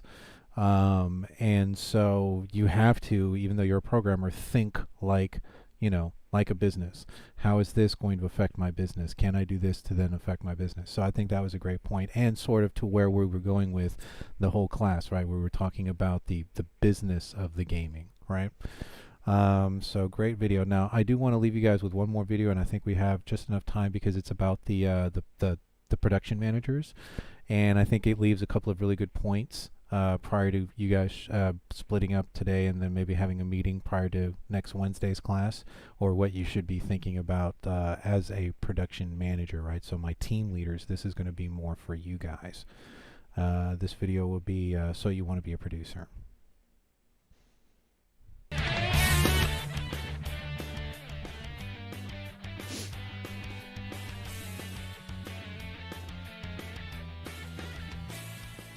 At long last, the guest art marathon is finally coming to an end. Allison is recovered and ready to come back starting next week. But first, we have one final guest here to wrap this marathon up nice. It is my pleasure to introduce Lily Scaldaferi, a good friend of ours. She's a student at VFS and the artist behind the weekly webcomic Name Game. And this week, she's going to help us to talk about one of the less appreciated roles in the game industry, the producer. When James goes to talk at different schools, he periodically has people come up to him and say, "I really want to be a producer." It doesn't happen that often, but it's a great thing to see. The industry needs more exceptional junior producers. In fact, it needs more devoted producers at all levels, because production failures are one of the most common things to sink projects, or turn crunch time into a death march. But, like I said, not many people come forward with that career in mind. Far more students are itching to be designers, and it's not that hard to understand why. Production hasn't been mythologized in popular culture quite the same way design has. And maybe that's not a bad thing, but it does mean that often even the people who want to become producers only have a vague and nebulous idea of what a producer does. And really, who can blame them? Even the industry doesn't have a clear consensus on what a producer does. Every studio treats them a little bit differently and breaks down their responsibilities in different ways. Heck, we even give them different titles. If you're entering the industry as a producer, your first job could be associate producer, junior producer, just plain old producer. But one thing remains constant in almost every studio out there. Being a producer ultimately means being a manager. But what does that mean? It's a question you have to be able to answer if you want to be one, but I often see aspiring producers struggle answering it. Being a manager doesn't mean being a boss. Being a manager means being a facilitator. As a producer, it is your job to make sure that as many people on your team are as effective as possible at all times. This can mean anything from helping people communicate more easily to picking up takeout when people are working late. As a producer, you have a little bit of a higher level view of the project than most of the developers, so it's your responsibility to help smooth over the parts of production that the folks in the trenches might not even see. For example, fairly early on in his career, James was thrown into a production role on a project. There was a hiccup in the art pipeline, which was forcing the art team to routinely do a workaround, which wasted maybe 10 minutes of their time each day. It didn't seem like that big a deal, and everyone on the art team assumed it would take forever for the programmers to fix, so they didn't really want to bug him about it. But when you add it up, 10 minutes a day per person meant roughly 3 man-hours a day for this team, completely lost because of this pipeline problem. That adds up over time. So once James got a first-hand look at the crazy workaround the artists had to use just to do their job, he walked over to the programming section of the office and grabbed the nearest available programmer who was waiting for his code to compile. James described the problem and asked, how long would this take to fix? Turns out, almost no time at all. It took 4 lines of code and done. The guy had the problem isolated before his compiling job was even finished. James mentioned it to the programming lead, and the fix was implemented by the next day. Just like that, the art team was better able to do their job. But being a facilitator is actually the easiest part of a producer's job. To be a good producer requires a level of psychological discipline, firmness of spirit, and evenness of temper that comes naturally to very few people. Production, like anything else, is a discipline that you have to work at. The first thing a good producer must come to terms with is the limitations of their own abilities. As a producer, you're going to be the expert when it comes to scheduling, but that's about it. Art, programming, design, sound, you will never be the person who has the best understanding of the subject in the room. When you're having meetings with various departments, you've got to remember that the people around you dedicate every day of their lives to their specialization. You are simply there to listen, collate the data they give you, and relate that information to other departments as it applies to them. You are a connection point for the very specialized people you're working with, but you are not an expert yourself. It's very easy to assert your opinions as a producer, but it's an urge you must fight. You've got to train yourself to accept the fact that you aren't there to make development decisions, and honestly, you probably aren't the best qualified one to be making them anyway. Instead, learn to trust those around you. This can be especially hard for those who started in those other disciplines and became producers later. James will confess to this from experience. But even if you were a hotshot programmer or an artist before you became a producer, you gotta remember, the people on your team working in that field right now are a lot closer to their parts of the project than you can possibly be. They are focusing on that task every hour of every workday, and if you start trying to foist your ideas on the team, you'll undermine the authority of your leads and completely destroy their respect for you, which just leads to a deadly cycle of micromanaging. So, once you've learned to trust your team and learned to put your fate in their hands, after that comes the next remarkably difficult aspect of a producer's job. There are many styles of decision-making on teams, but the style I found most effective has the producers acting as the supreme court. The leads in each department make all the decisions, but the producer can veto any decision if they think it jeopardizes the project as a whole. But even this system is prone to abuse. A bad producer can easily start inventing reasons why a decision they don't like will push the schedule, or take vital resources away from another part of the project. To do this job well, you have to be introspective and self-aware enough to fight that temptation. Now this leads us to the last major point, and really the big reason why a producer's job is so important. Shipping a video game is a very, very hard thing. It doesn't matter if it's your first title working with a student team, or if you've got a budget somewhere north of $100 million. Shipping a video game is still a very hard thing.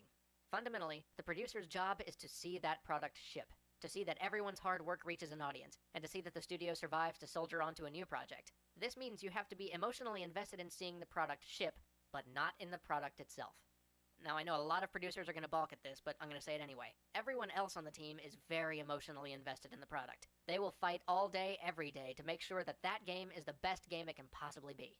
The producer's job is to be the counterweight. You must keep the project grounded in reality. Without producers, none of us would ever manage to ship a game, because no one has ever shipped a game they felt was 100% finished. We can always think of some small way we could make it better.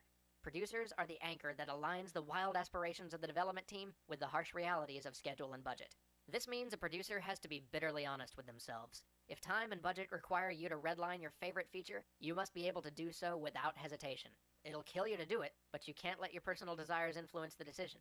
A producer can't allow themselves to blindly believe that the team might be able to get that awesome feature in, somehow, simply because it's a feature they love. This is one of the hardest parts of the job, and it's made even harder because it's a job no one will thank you for at the time. When you have to redline the feature you love, no one's going to see the discipline and the anguish it took to do so. All they'll see is that you just redlined their favorite feature. If you're lucky and you have a good team, everyone will thank you when launch day comes, but even that can be uncommon. Unfortunately, producing can be a pretty thankless job at times, which is a shame when you consider how crucial they are to the success of a project. If you happen to be watching this from a development studio right now, just go give your producer a hug. They could probably use one. Now, before we wrap things up, here's one last piece of advice for the producers who are just starting out. It is totally okay if you don't always have the answers at your fingertips. Because you're the connection point between so many people, it's easy to feel like you have to have an answer immediately on the spot whenever someone asks something. It's not even a conscious thought. You feel responsible.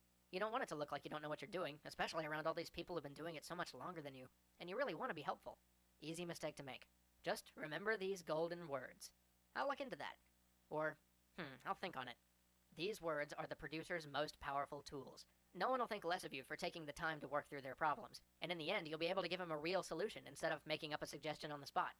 Being a bad producer is probably the easiest job in the game industry. Certainly the easiest to get away with not being fired. But being a good producer is probably the hardest. A producer has to love not games, but game development. You have to love helping a team function as a unit. You have to love solving all the quirky problems that come up with putting together an interactive experience, rather than just the experience itself. The best producers are genuinely passionate about seeing their team's hard work rewarded, and can be equally invested in that goal whether they're working on a dreadful licensed title or the game of their dreams. If I had to say what you should try to learn as you work your way towards being a producer, go learn everything you can about people, and also learn some humility. There is more authority in humility than in all the swagger and bluster in the world. Well, hopefully that has at least helped to clear up what a producer does. And seriously, go hug your producer. See you next week. Okay, very cool. A lot of very good ideas there. The first thing being the redlining of certain things, right? You have to be grounded. So one of the things that team leaders we should be is, can we actually do that? Do we have enough time to do that? Do we have the talent in our team to be able to do that? Maybe you end up with like really good producers on your team and everybody understands it right away because they get it, right? And you're like, okay, you know what? We can actually do this. Or maybe you end up with a team that's a bunch of artists and you're trying to do like a hard concept when it comes to, you know, a mechanic in your game. And you're just like, dude, it's not going to work. So redlining, right? The other thing is not being a tyrant, right? Not being it's my way or the highway. That's not a good team leader. That's being a tyrant. Remember that a team is everybody involved, right? So group leaders should do that. And then the last thing is that the main job really is facilitation and scheduling, right? So you're the one who's got eyes on the prize. You're the one who's looking ahead to make sure that the project's going to get done and that you're looking at all the pieces, right? So you're going to be the most hey, what's going on with this? And there was a lot of like reflection into people skills, right? Into making sure that people can actually communicate. And so anyways, good points. These videos are available. There's one more that we'll watch on Wednesday. And since we got about 4 minutes left, and actually technically school closed an hour ago, we'll take a look at the art of the verbal pitch, the game pitch, and what we'll do on what okay. So what we do from now on, right? Because when we look at the schedule for this thing, I don't want to bog us down with this all the time. So what we're going to end up doing is Mondays we'll do stuff about the project, right? So we'll look at some more of the information. We'll cover a couple of the other PowerPoint tutorials and whatnot. And then on our Wednesday schedule, what we'll do is we'll do lab, right? So we'll sit there and open up Unreal. We'll finish the lab, right? Because today we spent a lot of time talking about the project. So I want to make sure that it's balanced. So I want to make sure that we don't spend all the time talking about one thing. And what I'm going to do is I'm going to give you the information as I think you need it. In the course of actually going through and making the documentation and the project and getting that ready. So that's pretty much it for this class. The takeaway would be see if you can break up into your groups, see if you can decide who wants to do what now based on what we saw as far as what the programmer's job is. We've got, the PowerPoint that we went over today where we discussed what sort of the different roles would be for the pre-production phase, production phase. We're really not going to have a post-production phase on this project. There's not going to be any updates when we get to release date, which is the last day of class. That'll be the end of the production phase, right? Because that would have been you shipping your game off, seeing the game finished. And it looks like this time we might actually have a classroom to be able to do that. So that's going to be cool. So, all right, so everybody be safe, be careful. Wednesday when we come back, we'll open up Unreal. We'll finish Lab 3. We'll go into Lab 4. I will, between now and Wednesday, put the links for Lab 4 and make that lab available. If you want in your groups before then, I don't know when you guys have set up your meetings. I would set up like a weekly meeting. So group leader, that's what I would do. I'd figure out everybody's schedule, figure out when's the best time for you guys to meet. Hopefully it's right after you've had a class, like like after Monday's class or after Thursday's class, if that's possible, or Thursday's class, Monday or Wednesday's class, and then try to get a meeting date where you guys can meet like once a week so that you can work on your project, make sure that everybody's on the right page, because you don't want too much time to go, because the project I think what did I say let's just click here real quick and see when the due date November was. 1st. October the 11th. This is project 1.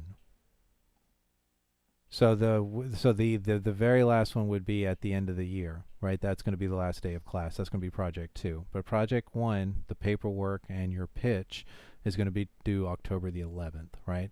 So that's going to be, if we're looking at the schedule, that's going to be the Monday after we get back, right? So the 4th we will be meeting in person at HCC unless something changes.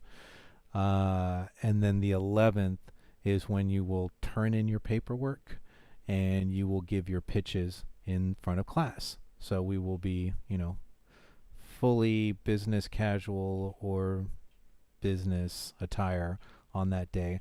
I'll be able to go dust off the jewelry store clothes and get a tie on, put on some dress shoes, nice belt, whatever. And I'll be dressed up on that day too, because I'll be the developer. So we have to be dressed like a business or with a business suit? What I said was, at the very least, slacks, no, dress shoes if you can swing it. I obviously don't want anybody to go out. And here's the thing: in some of the videos that we're gonna see, because there's a video that's called "30 Things That I Hate About Your Pitch," which is actually given by a game developer who works for a development for a production company, right? And he would be seeing pitches. So what he does is he gives us well, it's actually about a 30-minute video. We'll watch it next Monday, next time we meet on a Monday. And he goes over certain things, and like I said, there's a certain expectation when you see people like if you walked into a room and you were in baggy shorts, or you came in like cutoffs, and you were wearing like mismatched socks and shoes.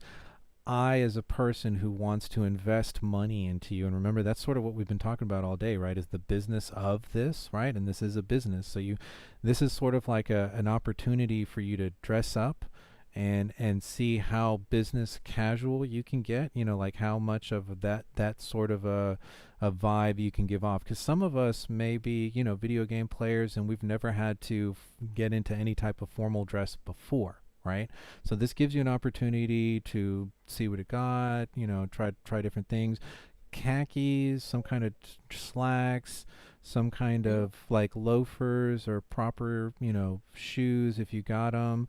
A dress shirt, button down, long sleeve, tie if you can swing it. If you have somebody that I can bring ties, so if you guys don't have ties, I can actually show you guys how to tie a tie.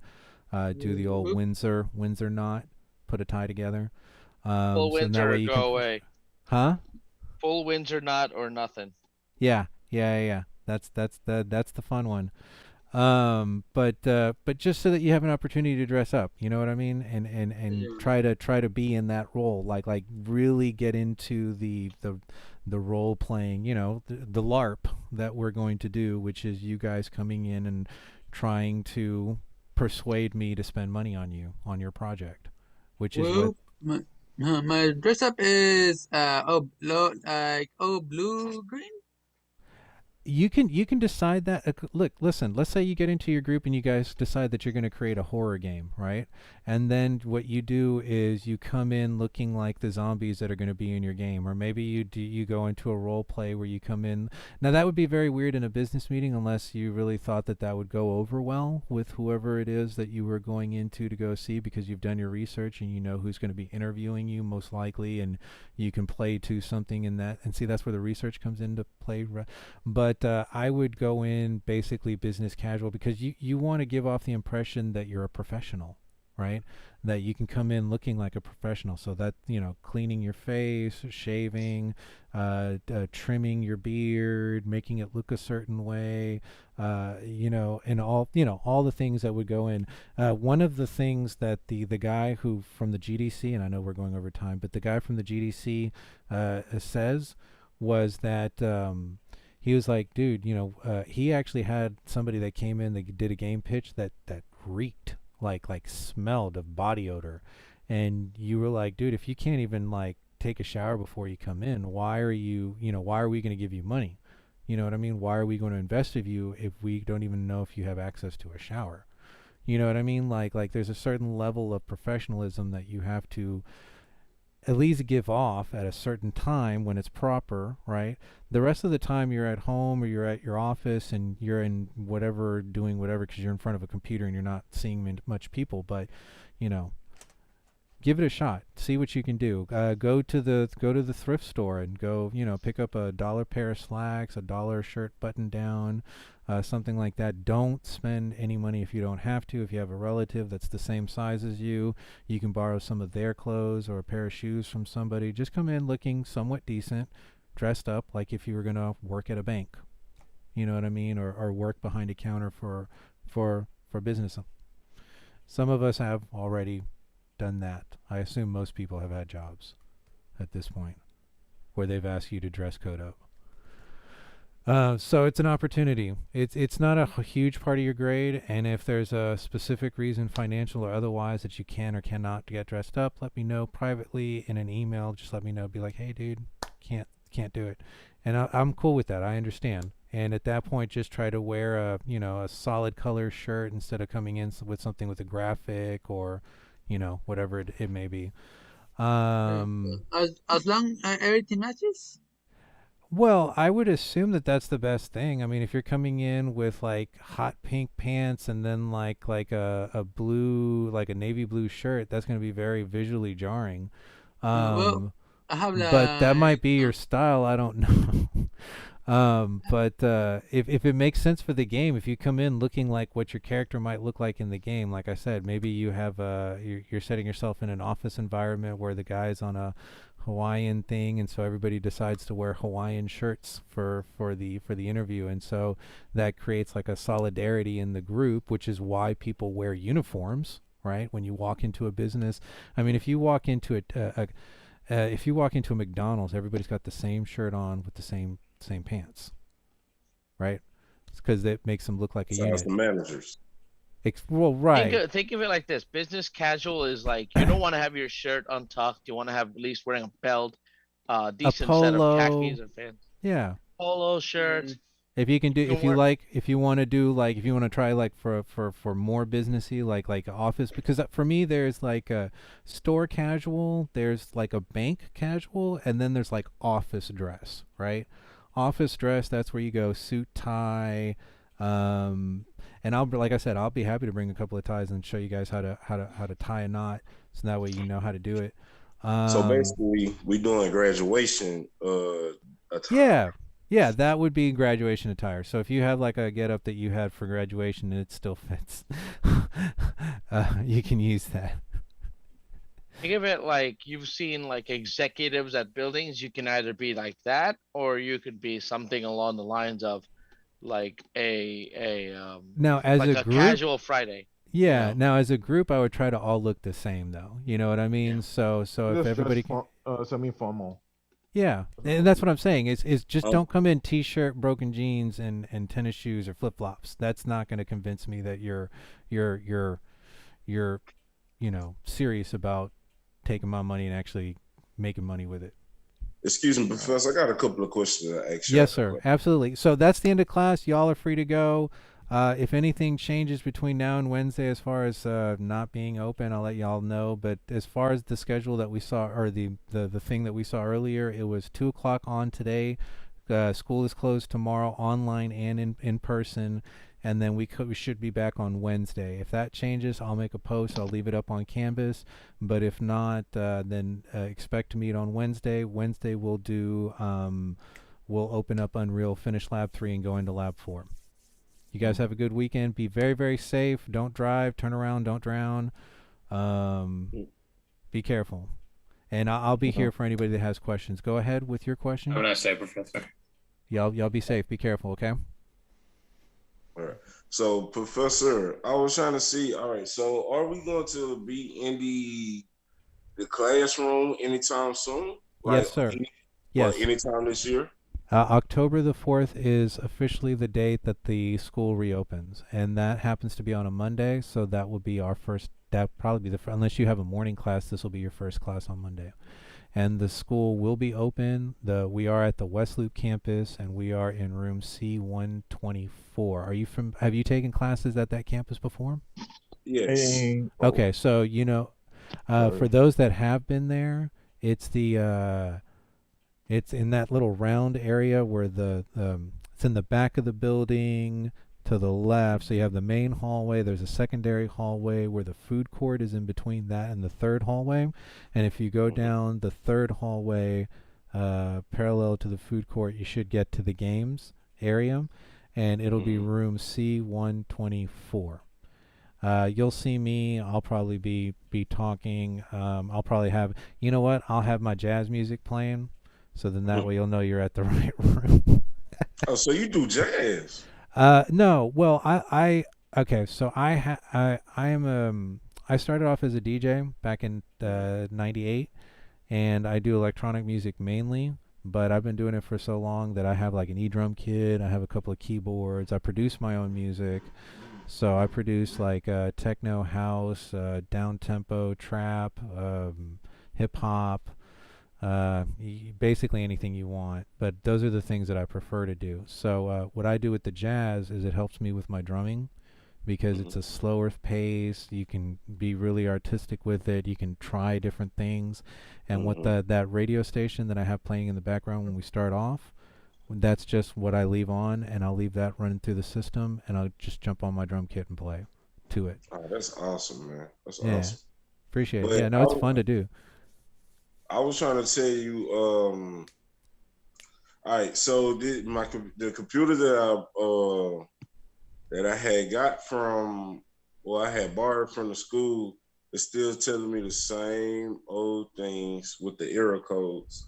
And I was gonna send them to you, but all right, so I found out the reason why I can't download the necessary things that I need to download, because the computer, the GPU is not or the RAM and the ROM, it's not a high number, right? Like that. So I can't download or uninstall the. I gotcha. Well, we can do this. Eventually, what'll end up happening is once we get through all the labs and we're meeting in person, you guys will have time. Like when you look at the schedule, when you look at my syllabus, there's quite a few classes that I have as just lab. And so you'll have definitely time in class with me to work on projects. So if you need that time to catch up, I can give you more time, because there may be some other students that have been able to do it on their own and they're caught up, and then they're working on their group project instead of working on labs. But so yeah, you'll have time in class to work both on projects and on labs once the school opens, for sure. As far as I know, it's going to be October the 4th. That's was discussed in the meeting that I went to on Friday. That definitely school opens on the 4th. As far as the procedures, and I probably should have put this into the class. It'll be on the recording, so people can go back and listen to it if they want. As far as procedures for coming to class, there is a self check-in that you have to do online prior to showing up to the school. There's a questionnaire that they're going to ask you. Scan and thing. They're going to give you, so you're already familiar with it. They're going to give you a bar scan, and then you're going to bring that. You either have to print it or take a picture of it on your phone. They're going to scan that when you get to the school. And as of right now, that's it. That's all. That's the only thing they can do. They can't take your temperature. They can't ask you to do anything else. All they're doing is basically what's called self-reporting. So then that way HCC has a way to sort of decide how many sick people or maybe didn't walk into class, or what the exposure level is. Because what happened when this whole thing got started was that one campus would close because they got a positive test from somebody, and then another campus would close, and then there was sort of like this big, which campus is going to be open, which campus is going to be closed, until they finally said, we're just going to close all the campuses, everything's going to go online, which happened like in the middle of the semester.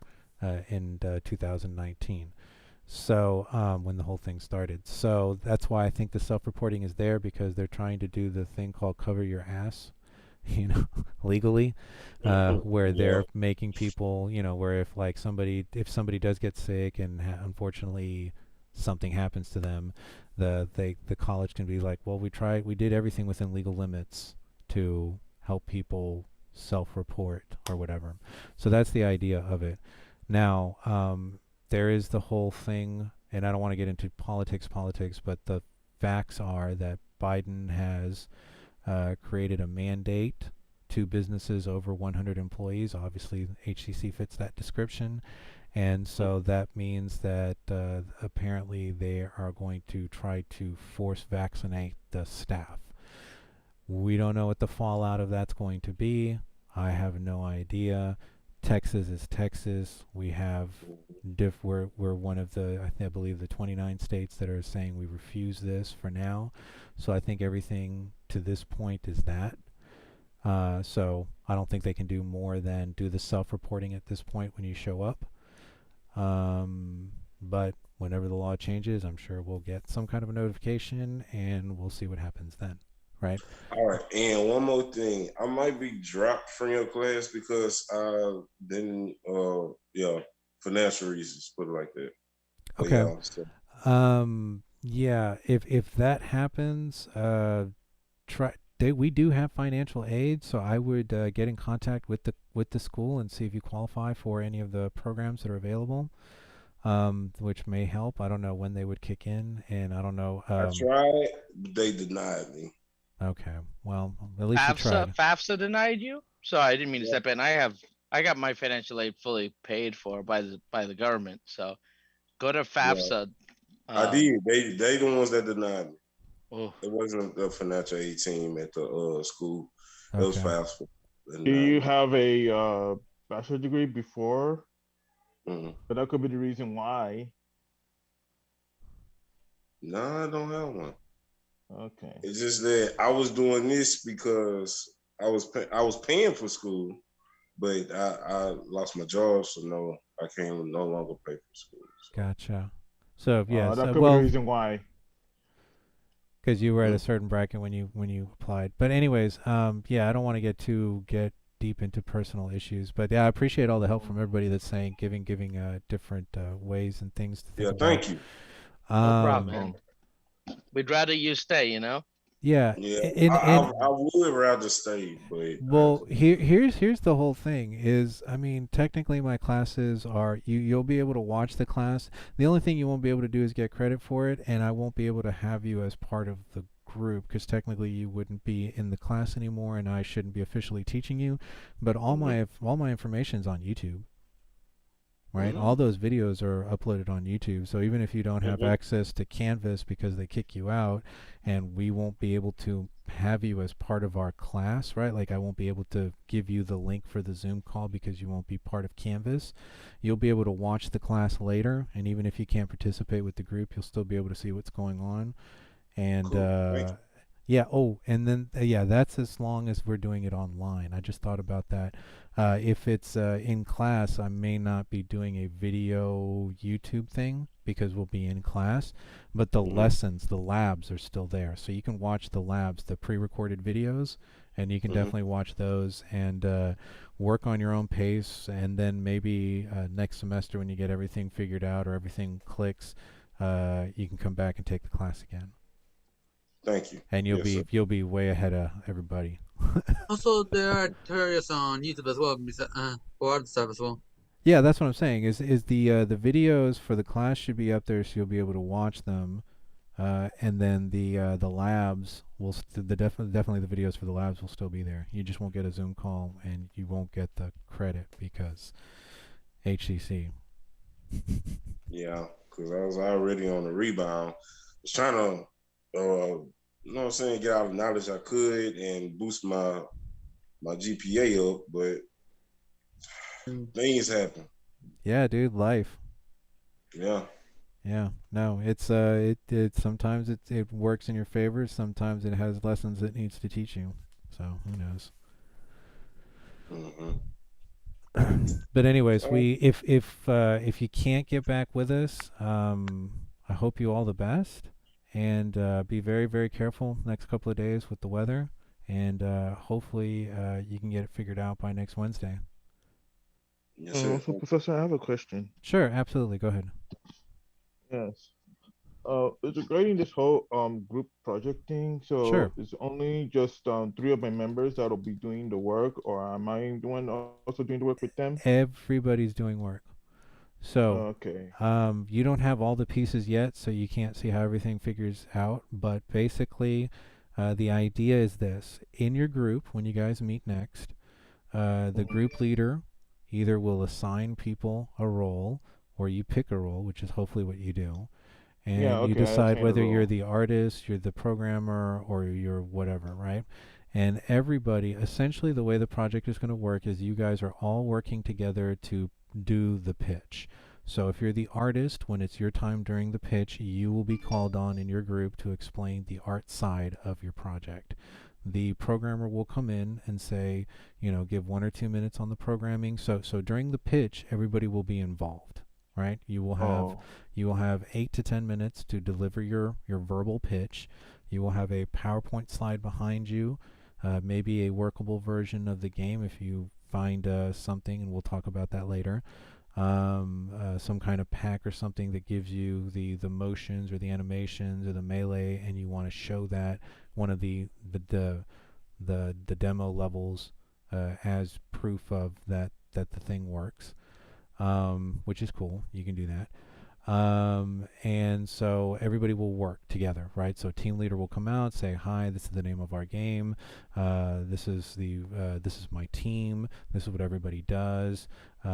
This is the game that we're presenting, and this is what we're going to do with the art. Here, person number one, come up here, talk about the art. Person number one talks for 2 minutes about the artwork, the direction of it, the design, different aspects that they're going to try to apply. Like maybe it's a horror game and you're going to do like a blood splatter effect, and so you want to describe that, how that mechanic might work or whatever, and then that'll be pitched over to the programmer, who's going to explain how the programming for making the blood splatter works, and how cool this blood splatter effect is going to be. And this is going to be all the rage because people are going to they just love the gore, blood stuff, right?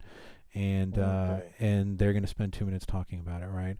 And then it's going to circle back to the team leader eventually, where they're going to put a little bow on it and say, these are the things based on our research that we think this is the reason why our game is going to be very profitable. This is how big the market is going to be, and we think that we can sell the game to so many different people. And what we're really looking for is a 1-year development deal from you, the distributor. And we're going to spend that money doing X, Y, and Z, buying software, buying different packs, buying different things, and we might even need to pay for an extra programmer to come in and do certain things for us. And so this is our proposal, because it's a business relationship, right? You're trying to negotiate a business venture. So there's always the offer, the acceptance, and then the offer, the rebuttal, and then the acceptance, right? So that's usually the way the negotiation works.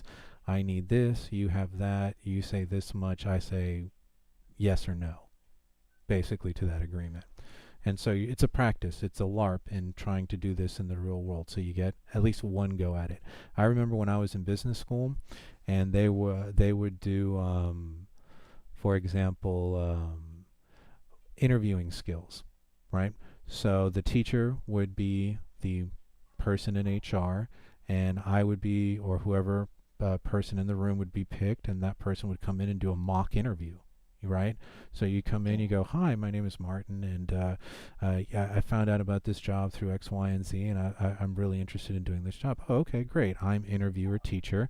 Let me ask you a few tests." And what they would do is they would videotape us while we were doing this, right? And then we would watch it back. Right? And one of the things that they noticed about me was that I had a nervous tic. So I had a bouncy leg, like my knee was like completely self-animated. Oh, there goes my mouse again. That I just could not keep my knee still, right? And it was a tell. It was he's nervous, right? And so in being able to see that in the video, I was like, "Oh, wow. Okay, I should probably be like more aware of that." And so when I went in for actual interviews on real jobs, I was self-aware of nervous tics that I might have that might give me away that I was nervous, right? And so that's what this is. This is an opportunity for you to get dressed up. Because one thing is talking in front of a group. Some people have never done that before. Some people have never stood in front of more than just a group of friends and tried to express an idea, let alone sell like a $1 million game. You know what I mean? So Yes. so that's what we're going for. So that's more like that. For example, like I'm a creative director, so I have to make sure that everybody do their own thing. Well, what you're going to be mostly responsible for is making sure that everybody understands why they're doing something, how that's going to be part of the project, that everybody on the project is working towards the same goal. So what we're doing basically is everybody's going to create their own level. So you've got a group, it's got 4 members in it. Each member has a role that's assigned to them, but each member is also going to create their own level for the game, right? So as a production manager, what I would be interested in knowing is what's your schedule? When can we meet for meetings? So then that way we set up a weekly meeting for an hour length. We all just get together. We talk about our ideas, our experience, what we're having, what's working, what's not working. So that way we can stay on time with the project. Another thing that I would be doing as a production manager would be making sure that everybody understands, because yeah, one person's going to be the programmer, but they're not responsible for programming everybody's level. They're responsible for programming and creating the programming for the game, but they're then going to show you how to do that in your own level. You see what I'm saying? So the way the group works is the programmer will figure out program, the artist will create a mock level and figure out how everything's supposed to look, figure out what the lighting should look like, what kind of filters you guys are using, what color schemes you could use. Is it going to be daytime? Is it going to be nighttime? How does that work with the story? And they're going to develop a mock version of a level. And they're going to then show that off in the meeting to everybody and go, this is what I did with the skylight, this is what I did with the atmospheric fog, this is what I did with this, these are the settings that I used, and then everybody else is going to take those settings and put those settings into their level, so then that way all the levels look the same. Do you see what I'm saying? Do you see how this is going to end up working out? Yes, Professor. So that way everybody is going to be definitely involved in making their own level and making their level look like everybody else's, but the people who are responsible for art or programming or that will be doing their own like their own level, their own demo level where they're showing off how to do it, and then you make that stuff available to the rest of the group. So nobody will be doing because it's impossible. I mean, everybody's going to be on their own. Lab times aren't going to link up. So the easiest way to make this thing work is everybody works on their own level. Everybody works as a group towards the goal, and then everybody does their own programming, because you need that experience. You want to be able to create your own level, make everything work, and that way you get that experience also. You're not just the art person's doing the art stuff and I'm this. I want you to kind of wear all the hats. But yeah, I hope that was like the long way around in explaining that yes, everybody will be working all the time. Okay. Just trying to find some sort of footing. That's what it. Yeah, no, absolutely. I hope that clears it up. Did that feel more confusing, or did that help? No. That kind of helped. Yeah. Okay, good. I'm glad, because sometimes I can go on as if that I'm not getting anywhere with the group or anything. That's what I don't want to do. Right. And at this point, I think focusing on communication and then figuring out what everybody wants to do and like what hat they want to wear for the group, and then start talking, like for example, like if I was a production manager and you guys wanted to do like let's say we had a mock meeting right now, right? And you guys were the members in my group and I was the group leader. I'd be like, hello, my name is blah blah blah, this is what I want to do. Everybody give me an email with your schedule, right? What days you're off, what times are the best for you. Right. And I'm just giving you an example. That would happen first. Then I would want to know what kind of computer systems you guys are using, what you have available at home, just to figure out like this person can make a small level, this person has a bigger computer, they can maybe make the larger level, right? So that gives me an idea of where you guys are, and then from there assign roles. Who wants to be this? Who wants to be the who wants to be the programmer? Who wants to be this? Who wants to be the designer, level designer, whatever? And then from there we start talking about, hey, what kind of games do you play? What kind of games do you play? As far as a first-person, melee, adventure-ish type game, where do we fit? And what aspects of those games do we really like? What things do we think we might want to incorporate into our game? And I know right now it seems like we don't know enough, honestly, about Unreal to figure out what we could do. And to give you an idea of what you might be able to do, if you go obviously to Epic Games, one of the things you guys can research as a group while you're having one of these meetings is let's wait for this thing to pop up. So we'll go to the marketplace. We'll go to free, because again, I don't want you guys to spend any money. That's true. So we'll go marketplace. There we go. We'll go to free. And let's say that, because remember that we can do product searches here. So I can click, where is the thing? Filter, results, tags. Yeah, I'm trying to figure out maybe. Oh no, never mind. I don't want to. Oh, no, you're fine. I'm just, Yeah, there I it just don't is. want to There it reveal is. an idea to everybody. That's what it is. I just don't want to reveal the idea to everybody. Yeah, don't give away your idea if it's part of like what you think's gonna make your game cool. But let's say Yeah. like this, like we go here and we go, okay, so what we're looking for is, let's say what we can do with blueprints. So maybe characters. Okay, so there's a factory collection, and so this is what I'm saying is you start going through the different packs, you see what's available for free, you maybe filter through this, and you go, oh, that's a cool thing right there. How could we maybe turn that into a game? Or, whoa, what's that? You know what I mean? Like start looking through some of these things. Now, some of them may be more advanced than what we're going to be able to be capable of doing, right? And blueprints is kind of a strange one. What I was really looking for was something that made it low poly props, poly environments. Maybe environments would be a good one to start off with, because that might give you a setting that your game will take place in, right? And then you already have a couple of packs. Like if I look at this, I see that there is what is this? OTK games, background. That looks like a campfire. That looks like background construction packs. And maybe start downloading some of these packs, opening them up, seeing what they look like, and seeing how you might be able to, city park environment. There was somebody that said they wanted to create like a parkour something thing. There you go. There's a park. That's part of the word parkour, right?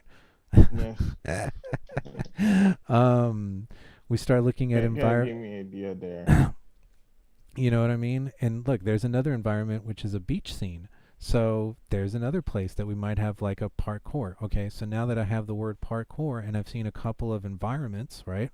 Maybe I'm going to come in here and I'm going to go, how would you actually spell this? Is it P-A-R-Q or P-A-R-K? P-A-R-K-O-U-R. Oh. You are. I know. It's my keyboard. Park.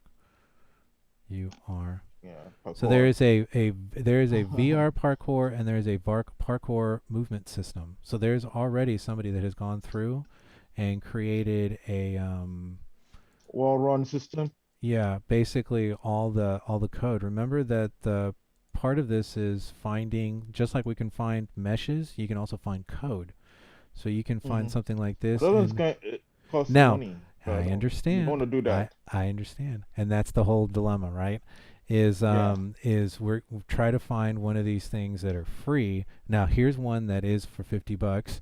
You can read reviews, you can see what version to what version, and see, this is where making sure that everybody's on the same page and has the right version. What if somebody had downloaded 4.27 in your group and then they start trying to work with the system and then you realize that they can't because they've got 4.27 and these people haven't updated to 4.27 yet, right? So as a project manager, there's more stuff that I would be considering, right?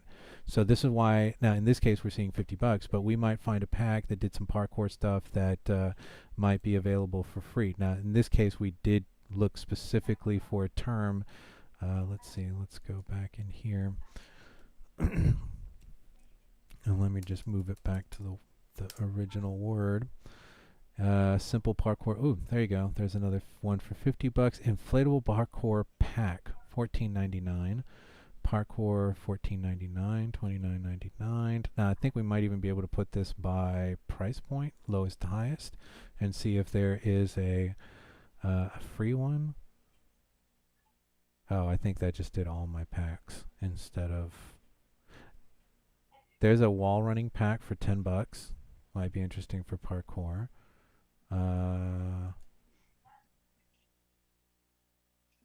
Fast travel, wall run. I think this is doing all of them. I think we might be able to filter this out through something else. But let's go. But you see what I'm doing as a group. You guys have said this might be something we want to do, and then you go and look to see if it's even available, right? For you guys to maybe find as packs where you can find either pieces that you would need for your game, the Lego blocks that you're going to use to build your game with, right?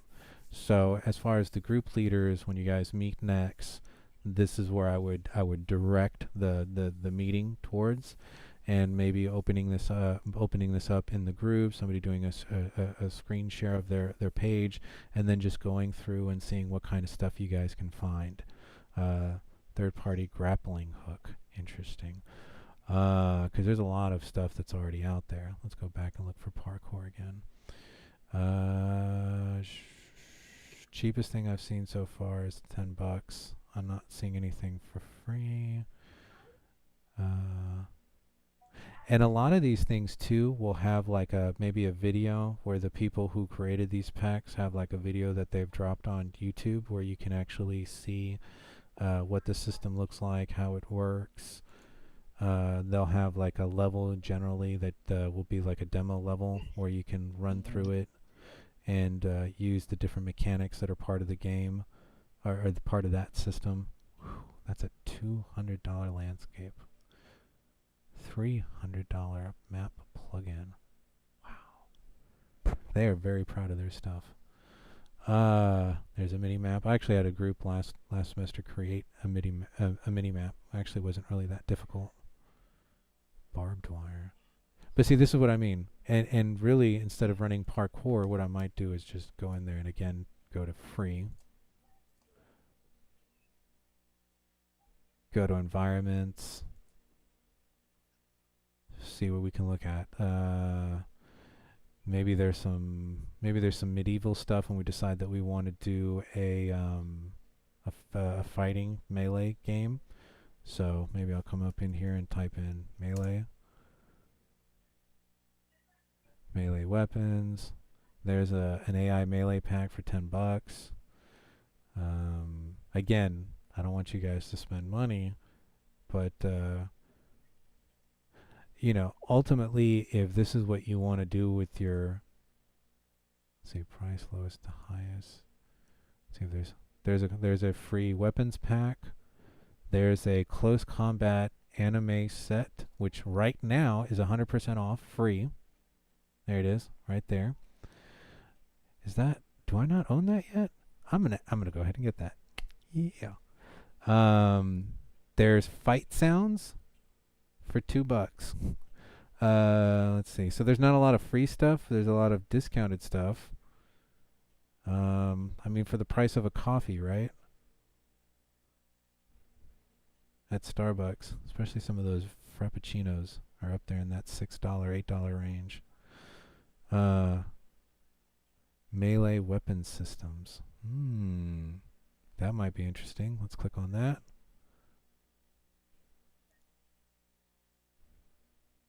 There's a katana blade. And it looks like they have like maybe a bat, a katana. So this looks like a first-person melee system. And that's what I'm saying, is as a group, break up, go into the marketplace, see what kind of free goodies you can grab, start downloading them, start using them, see how they work, start playing around with them now, even if you don't know. Just walk through the free level and just play with the free level and see what it looks like, if that's as much as you can do at the moment.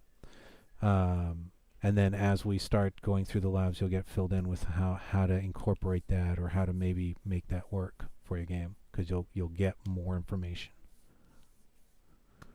So cool. I think we're done. I think does anybody else have any like absolutely dire question? Because I think we've gone. It's like 3:40 almost right now. For me, it's more about the dress up. Yeah, I don't know. I have to sort things out because I threw a lot of clothes out because Big side. I put some pictures of what business casual and like all the way down to casual is on the chat. I saw. I'm saying this is something to think about, something to see if you can do. If you can't, like I said, send me a private message. Explain. You don't even have to explain. Just say, Martin, I can't. And I'll understand, and there won't be any judgment there. But the idea is to try, because if you had a job interview, you would probably have to go find some clothes real quick on the cheap, because you're going in if you don't have a job. Yeah. Yeah. Hold on, let me explain something. All right. Business casual is button down shirt. Yeah. A polo button down. slicky, like slicky looking pants. Yeah, blue jeans and a t-shirt is not business casual. So if you generally a shirt that's like a polo or a button-down dress shirt with long sleeves and a cuff, or something that has some kind of a cuff somewhere, that's generally why a polo is considered a business casual, because it has a collar on it. And then as far as pants are concerned, no shorts, has to be the full length no of jeans. the full length of the legs, and no jeans. So slacks, khakis, those work. And then as far as shoes, closed shoes, right? Meaning no flip-flops, no. Some people like to dress up. They like to have cool socks. So if you have cool socks, that's cool too. But and then try to pimp it out as much as you can. if you got maybe a dress shirt that's got cufflinks, and you got a pair of cufflinks and you want to wear them and you don't get a chance to wear them that often, well, wear them to class. If you want to load up, if you want to load up the picture I sent, maybe it'll help everyone who doesn't know it. I've sent it in the chat. Okay. Before I close the class, I'll link to some of those, and then I'll. Professor, I have a question. Sure. On lab 2, lab 3, do we still need to finish those? And then if you have the capability to work on your labs, you should be working on your labs now, and trying to get those finished and turned in whenever possible. So lab 1 we've done completely together in class, and you have the videos on Canvas to be able to watch. Lab 2, lab 3, lab 2 is the same. We got all the way through it in class. Lab 3, we got as far as making the forest and creating the visibility so that we could create a hole through the landscape, remember? And we still need to create an ocean environment and a cave. So that will be what we finish up on Wednesday, and then you'll be done with Lab 3 in class. I don't expect anybody to finish or turn anything in until after we've done it together in class and you've had a chance to ask questions. The idea would be obviously to watch the videos first, try to see how far you got into creating that version of the lab prior to it happening in class. So then that way, if you had a problem, you have a demo on a level that you can show me and be like, hey, I was doing this and it didn't work. Why? Instead of having to do that later.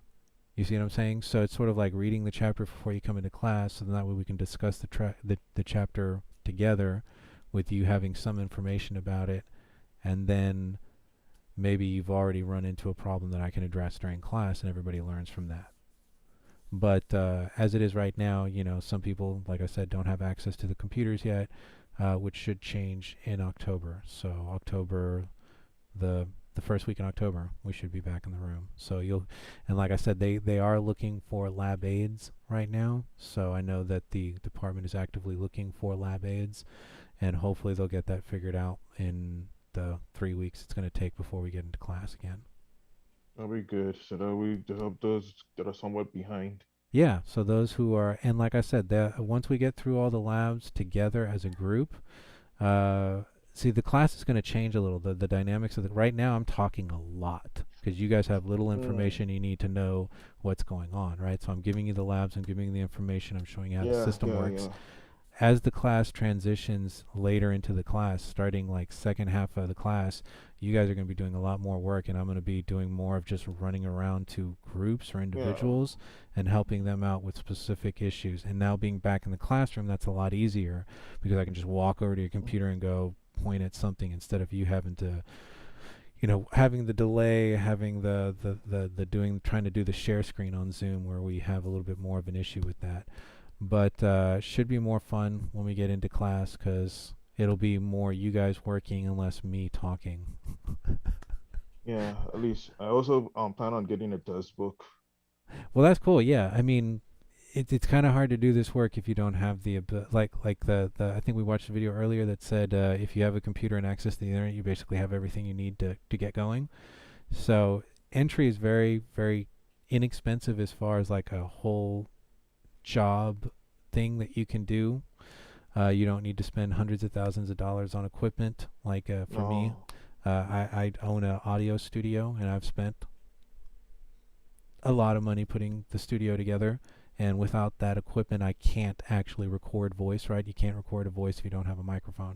But as a programmer, you have a computer and you have everything you need to get going. I have a computer. I have a wireless headset. Yeah. So yeah, every piece is super valuable. And that's what that like a lot of every time, like those checks we were getting last year from the government, right? Those stay-at-home checks. I call them stay-at-home checks.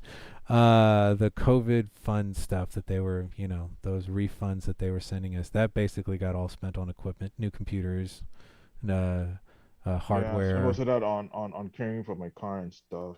Yeah, everybody. Yeah, well. Yeah, exactly. So for me, every time I get like a little like Christmas money, birthday money, boom, it goes into buying some piece of gear, or buying some new piece of software, or buying some new microphone, or buying some new whatever. I'm always reinvest because I consider it reinvesting back in myself. I don't consider it buying myself a toy, which is what it feels like. It feels like Christmas every time you get something new. I'd buy a collectible than a toy. Yeah. But yeah, so that's where I go with it. But everybody's different. But anyways, so any last lingering questions? No school tomorrow. We'll see you guys on Wednesday. Hopefully school will be there. If that changes, I'll let you guys know in Canvas, or you might receive one of those messages, text messages. But otherwise, if there are no other questions, I'd like to go ahead and leave it now. Anything pressing? Everybody's okay? Everybody understands where we're going, what we're doing on Wednesday, and what to do with your groups, right? Yeah. Thanks, Professor. Yeah, no problem. My pleasure. You said we gonna meet up at the school Wednesday? No. School starts October 4th, Monday, October 4th. So first time we have class in October, that's going to be our first class in person. September's going to finish. Trying to see if I could just share this kind of textbook to everybody in case you didn't want to buy it, and not actually forcing anybody to buy it. It depends on them whether they want to buy it or not. Well, here's the other thing too, is that once you download this pack, you may be able to send it off to somebody else in your group, or you might be able to show them what you're doing with the code. And because you're working on a mutual project together, that would make sense. Also, you're not trying to bring this to market. So there's been lots of times where I'll download, like, say, an audio pack for one of my songs that I'm working on, and then I send not the whole pack, but just one or two samples from that pack to somebody else, because they're also working on that song with me, and so they should have access to that. So that is within the realm of and really, since we're students and this is educational clause, you know what I mean? So you should be able to share that pack with other people within your own group. Okay. Because we're learning. We're not actually gonna. If you guys were in the same company together, then that pack would be available with all the computers that we part of the company's computers. So then at that point, everybody would have access to it, and the company would have bought it. But yeah. Yeah. Try not to spend money. Yeah. I want to recommend using packs that need to be paid, because it can cause complications between groups, between members of the group. Right. And here's the thing. I look at this pack, I look at my wallet, I go, okay, I can afford that. I'd like to have that for myself. So eventually, like I said, it's like when I spend money on equipment, I do it because I know I'm going to be able to turn that into something, or use it as a tool in my belt the next time I have a job. So if making video games is what you see yourself doing, then spending $5 to give yourself an extra tool in your belt, an extra notch in your Batman utility belt with a new tool that you can use, then it's money well spent. And again, I'm encouraging and I've had teams that have used absolutely 100% free everything and done a great job. And I'm not imploring anybody to spend any kind of money. All I'm saying is, if you can swing it and you think that the thing's cool, then $5 is not a lot of money to spend. and you're doing it for yourself, not for the class, right? That's why you're doing it. Yeah. Unless you can share it between the whole group, the file, the group and the project file. If you can do that, absolutely. And these are things that you might want to start checking right now to see how to be able to send a file. Is the file too big? Yeah. Can I send them just like what do I have to send minimum to the other? And you can just do tests for now. Yeah. I'm going to send you this file, see what happens. This is the way it should be working. Next time we have a meeting, let me know whether it worked or not. I'm going to stay away from hacks for now. Only free ones. Yeah. Free ones. Yeah. I can. Well, I free can ones, test it. then everybody can download it and you don't have to worry about sending files. Yeah. 'Cause it's free. With paid ones, yeah, I'm going to stay away. For now. Yeah. And that would be my recommendation. Stay away from the paid stuff unless it's something that you really think is cool. Like for example, last semester I think there was a fish pack for $3, which I went ahead and bought, and I'm going to use that in my underground stuff or my underwater stuff just to show you how cool some of the filters were on that. And then another semester there was a dissolve, like when you hit somebody. With whatever ammunition, when you cause the collision impact to make their character die, instead of like having an animation where they fall to the floor, it looked like they like just dissolved digitally. It was so cool looking, and it was like $3 because it was on sale. So stuff like that, I went ahead and bought for me. You know what I mean? I was like, yeah, it's cool. Probably not for the group, but yeah, I think it's neat. And that's why I have so many packs. When you go to my library, it's just of packs because I've waited for or found something that was inexpensive under $5 and went ahead and purchased it because I thought it was a cool thing to use.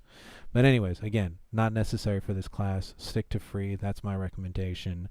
But definitely that as a group you guys should start meeting, looking at the packs that are available, seeing what packs are there, so then you can start deciding what kind of a storyline you might want.